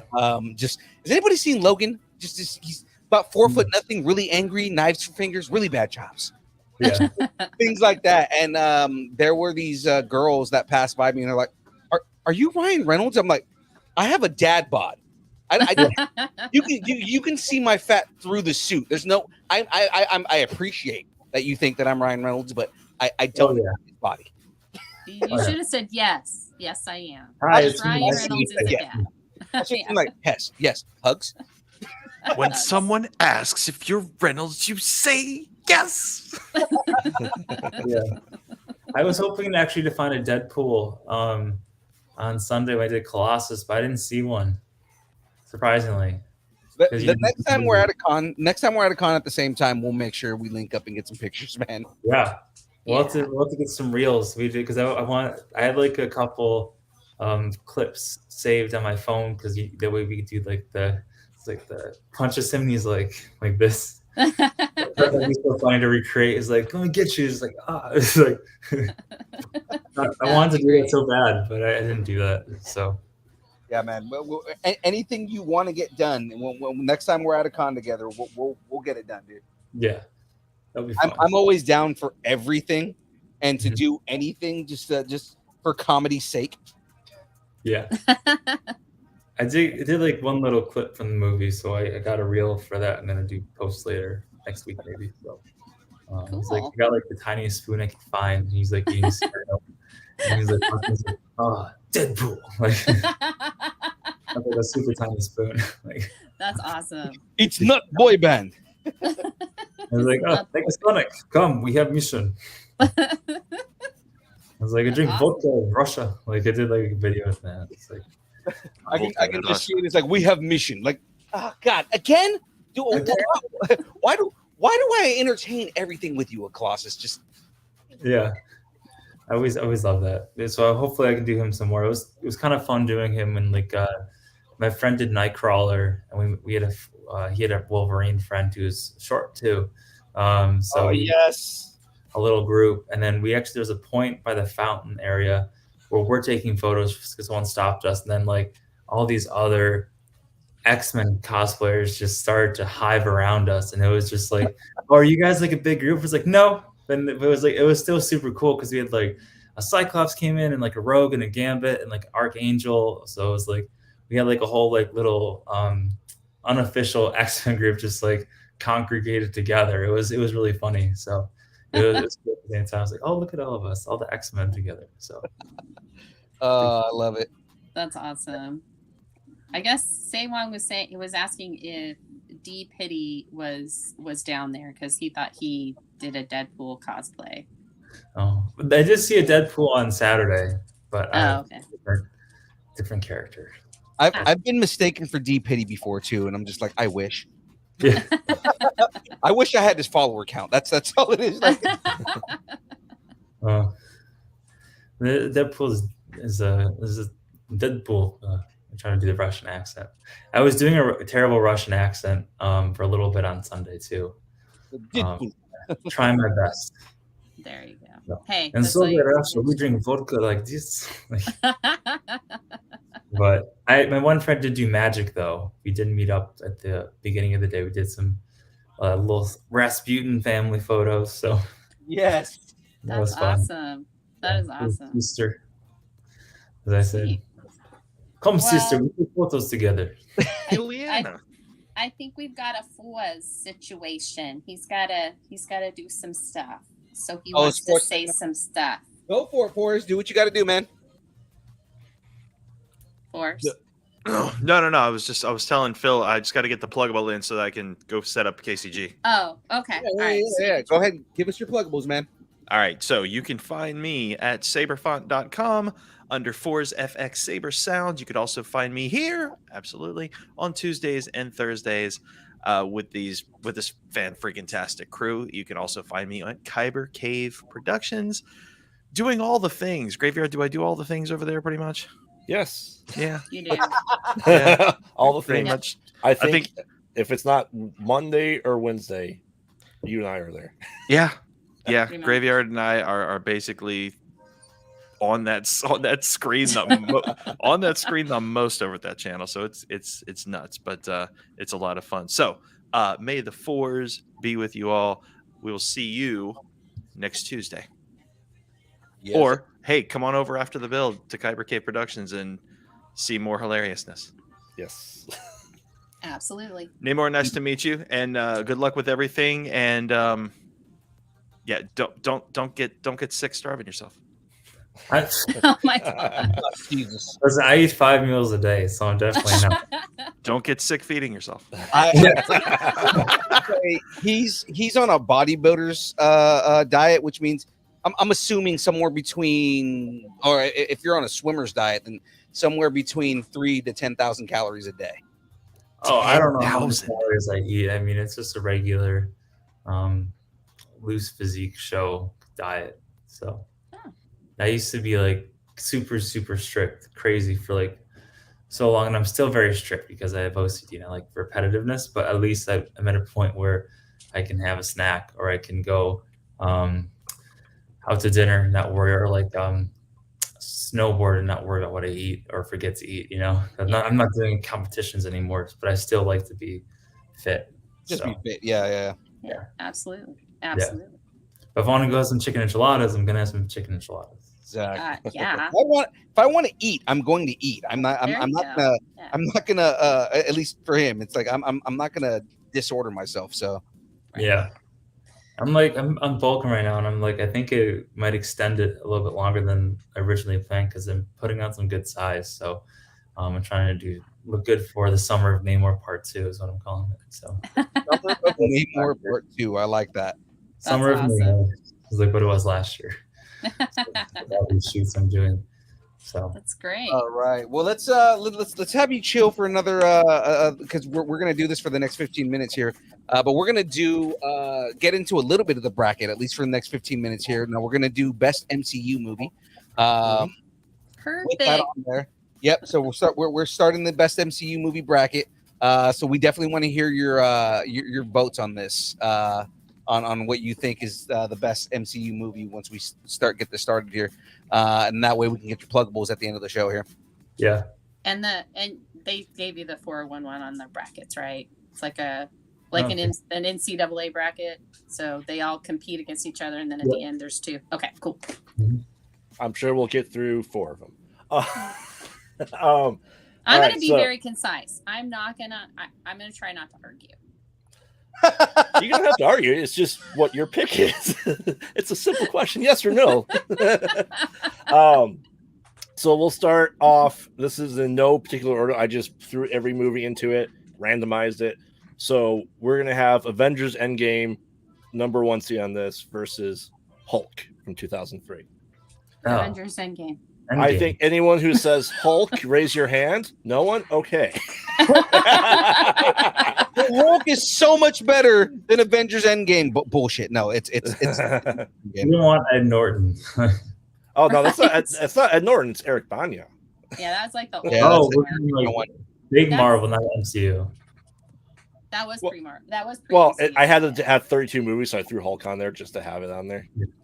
He's the so. Cinderella story Yes. that just died. I mean, whatever. Let's move on. Yes. You know what? That's going to be a horror movie that happens, and he's going to watch it. Yeah, exactly. Of course. All right. Again, one more piece here, just so you guys can see this, but it's the actual like time machine thing. Oh yeah, the like date thing. Yes, with the Date's keypad and awesome. everything. Yeah, Yeah. that's awesome. So, all right. The Incredible Hulk with Edward Norton versus the Eternals. Eternals. Eternals. I loved the Eternals. I Oh saw my it god, me too. I love 10 the times in theaters. Eternals. I loved it. It's amazing. I didn't have the same problems that a lot of other people had with it. I didn't think it was that bad of a film, to be honest. I think it's top 3 for me of all time. So, It's definitely like up there for me as well. I do love that movie. It's very comic book, like a lot of like comic book Easter eggy. Mhm. yeah.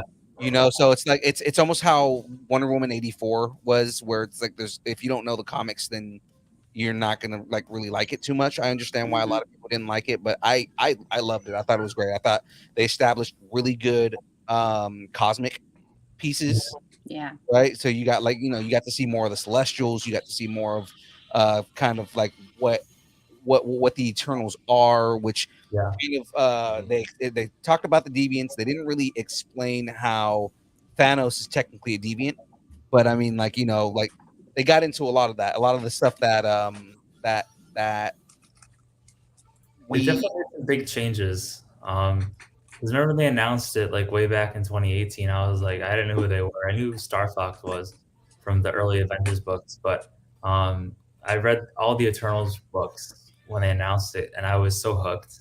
I absolutely loved it. I actually have a comic book, Makari, I'm kind of working on, but I kind of forgot about it sometimes.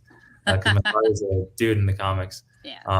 But I loved the Eternals comics, and the movie came out. They changed it a bunch, but still, it was amazing. so And I went to the premiere, Oh, so I nice. got to watch the movie before all the reviewers came out. So I feel like that also helps too, because I was like, this is the most beautiful thing in the world. Like, but because sometimes like someone like will post bad things about it, and it kind of sways you. Just like you look for more imperfections. Yeah. If you just saw it blind. So I loved it. so then I got to ask you then, Neil Gaiman run, best run or greatest run? Oh, I love that run.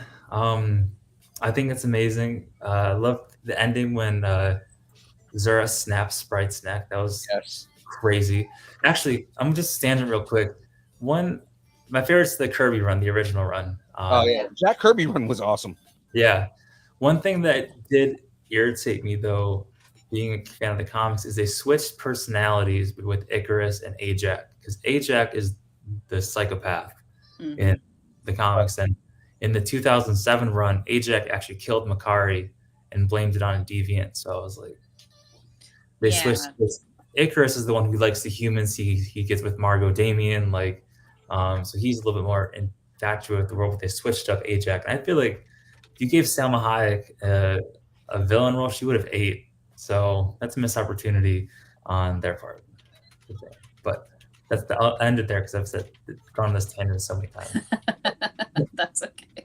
Yeah, I get much worse than you did, so don't worry about it. You can go on. I've been there. So. All right, I think Eternals is. I don't think anyone's going to say Incredible Hulk was No. win. Infinity War versus Black Widow. Infinity War. I love Black Widow, but I do. Yeah, but it has to be Infinity War. Infinity War is, in my opinion, one of the greatest films ever. Yeah. And it's mainly because, like, my biggest thing was Thanos wins. Yeah.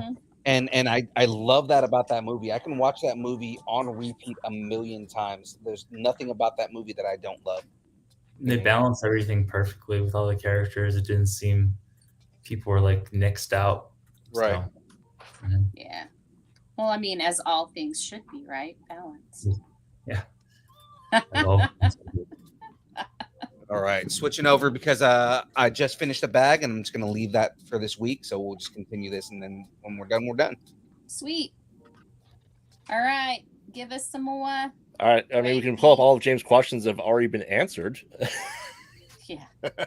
James tends to ask questions after the show, and is like, "Oh yeah, I didn't hear the answer, so it wasn't asked." Well, it was because you weren't listening. Yeah. That's why I put it in the chat. Yeah. And by the way, young Phil, that's a sexy shirt you have on. I know. Has anybody noticed that I'm rocking they mostly pot at night, mostly shirt? Oh, look at that. As he is wearing a distance learning shirt. So we're wearing each other's podcast shirt right now. And I'm just wearing a great Yeah, shirt. I did that strategically because I was like, oh, Graveyard will appreciate that I'm wearing his shirt right now. Thank you. I'm just wearing a hoodie because it's cold. I have a distance learning hoodie. Actually, we're going to be coming out with distance learning hoodies pretty soon, but that's on the cool. Hush, hush. All right. You heard it here first, Do you want to do one more? Yeah, let's go ahead and do one more. Multiverse of Madness versus Iron Man. Oh shit! The first Iron Man. Yeah. Yeah. Ooh. I'm going Mom. It's got to be Mom. Go on the first Iron Man. Oh, I was gonna go with the first Iron Man because I really liked Jon Favreau. Yeah. Doing Happy in that, and I loved him in that. But I think in the second one he was much better because of the third one when he was like badges. So. Badges. I like Multiverse of Madness, but I just thought it was missing a whole first act. So. I really like Multiverse of Madness. That was a movie that I thought was really well executed. It wasn't as horror as I thought it was going to be. Yeah, they really advertised the horror element, but it was like, oh, this is fine. Yeah. I was expecting it to be more horror-y. But and I know Graveyard's going to go with that because it's his all-time favorite director. But I mean, like, and Bruce Campbell's in it. Come on, Bruce Campbell's in it. But I mean, you can't vote against the Bruce. I'm definitely going to go with Iron Man just because it started everything. Without Iron Man, this entire experiment of the MCU would not exist. Yeah. Cam agrees with me. He says it's Mom and Graveyard. Graveyard says Mom too. It's not just me. I mean, it's not all about me. Yes. So it is. That does make it 3-3. So we need a tiebreaker. So James, this is your chance to shine here, James. James stopped listening like an hour ago. I know. Multiverse of Madness or Iron Man? James, I know if he's going opposite of Tater, he's going to go Multiverse of Madness. He said Young Phil is a horror-y. So he says he's always anti-Tater. So, And Tater well. No, it's wheel. Oh wait. Say Wong said Iron Man. Oh. But if he still goes opposite of Tater, James pick Iron Man. He hits Say Wong's like Asians unite. Looks like I'm the winner. Which is funny because that's something that James would say. he said Multiverse of Madness. Oh God, Still a tie. You know what? Still a tie. I'll switch to multiverse. I love Wanda. There you go. There goes the They multiverse. had his Bullied problems, into but doing it. You can. it was a tough decision. But I'll take one for the team because I love Wanda. So There See, you go. that's why I love Wanda as well. I was watching WandaVision earlier, and I was like, Wanda's the best part of it. Who cares about Strange? It was a Wanda film disguised as Strange. Oh yeah, it absolutely. I love that we got to see just an inkling of her power because we're still not seeing just like a modicum of how powerful she is. I know. Well, she doesn't even know how powerful she is yet. And that journey is going to be fan-freaking-tastic. I'm waiting for the second act of after they introduce the X-Men, like when you get into the phase after that, and she comes back and they do House of M. Oh, because they're gonna do House of M, and she's gonna snap everybody out of existence. Mm-hmm. It'd be funny if they brought the mutants in, and then they just go right into House of M, and she goes, "No more mutants." Yeah. No. Guys. my only issue so far is Wonder Gore does not have the same significance in the MCU as it does in the comics, and I'm waiting for them to get into that because they have to get into like the significance of Wonder Gore if we get into House of M. So yeah, I mean with Guardians of the Galaxy and High Evolutionary coming up, I'm wondering if they're gonna like maybe someplace that he has is also called Wonder Gore, and they may transition it to that so that we might meet Bova and all that stuff. So I mean, I'm wondering about that. They mentioned Bova in the show, yeah. In the show. Mm-hmm. But I'm wondering if we're not going to get something out of that, because High Evolutionary was a big deal when it came to Wonder Gore Mountain. I mean, so it's right there, and she's missing. We'll say this: anybody that's missing, they're on the moon. She's on the moon with Steve. But yeah, no, I also have Steve hanging out with the real Inhumans. Yeah, there you go. No, I was gonna say, so I do have a theory. I gotta jump off to the other stream here, so I gotta. Oh, gotcha. Yeah, because we have about 2 minutes. So okay, no, so this is really quick. I'm not gonna give you the whole thing. All right. But my theory has to do with the Shi'ar Empire in Secret Invasion. Yep. There you go. Just a tease. That's it. That would be dope if at the end we get a tease for the Shi'ar Empire, and that leads into like Dark Phoenix stuff, but like actual Dark Phoenix stuff, and not. We should leave the Dark Phoenix saga alone for a little bit. Yeah, but I mean, like just the existence of the entity, I'm okay with that, and we get her like 3 fucking phases down the line. Either way, all right. So we got to get going. Graves got to get to the next stream right here. So guys, we're gonna get into pluggables. I need you guys to put yourselves over. Frey Girl. Oh, it's me. You're pluggable. I'm always surprised. I don't know why I'm always surprised. All right. I'm Frey Girl. I am on Distance Nerding on Tuesdays. I came in just as a one-off tonight. Hopefully I'll be able to do this more, but right now I'm just kind of backing away a little. Not for anybody's particular thing. Nobody upset me or anything. There's no drama. All right. And on Saturdays, I do the Saturday morning nerd out with Graveyard over for the Kyber Cave Productions. I'm also a mod for New Rock Stars.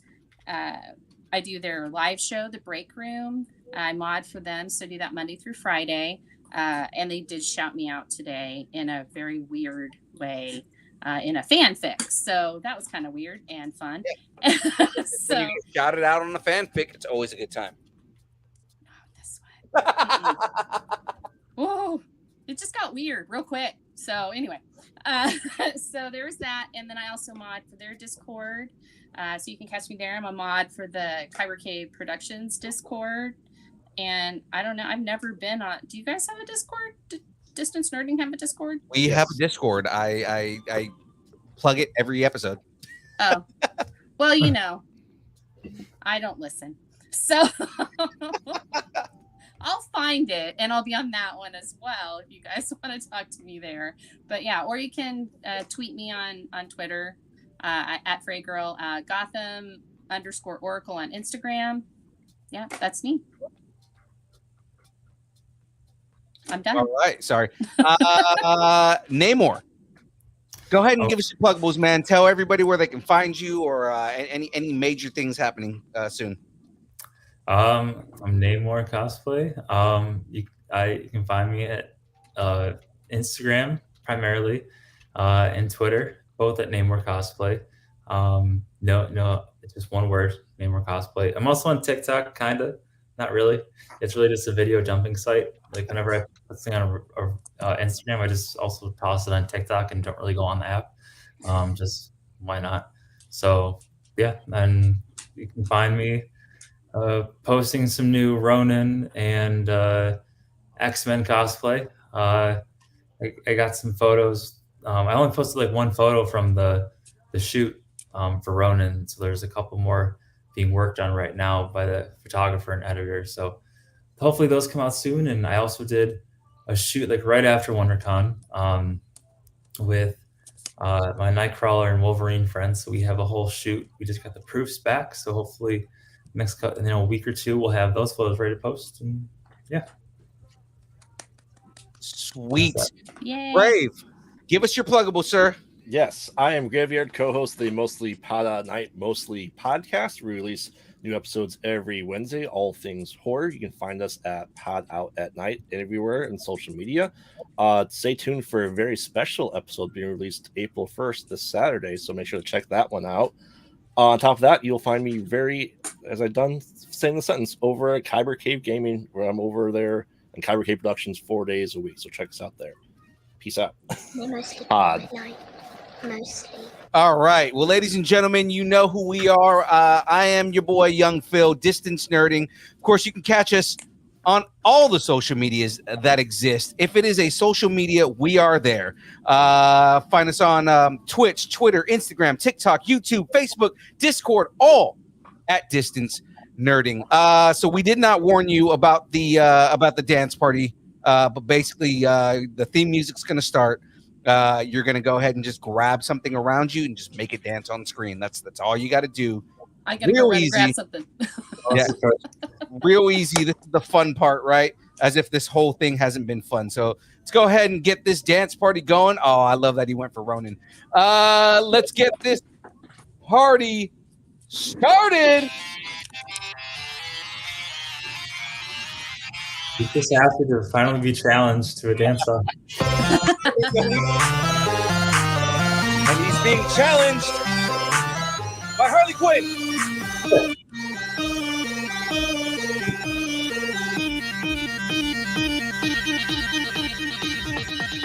Ilikita Lokang.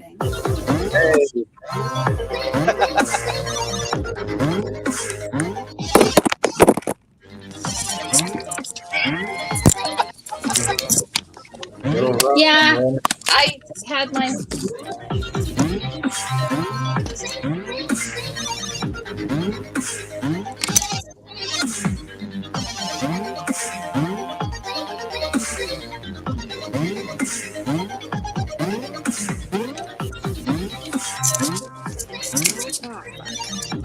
Have some happy times.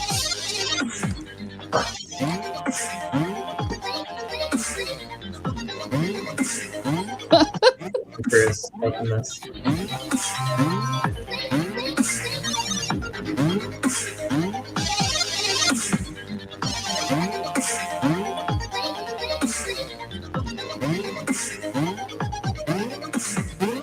We'll see everybody in Idaho.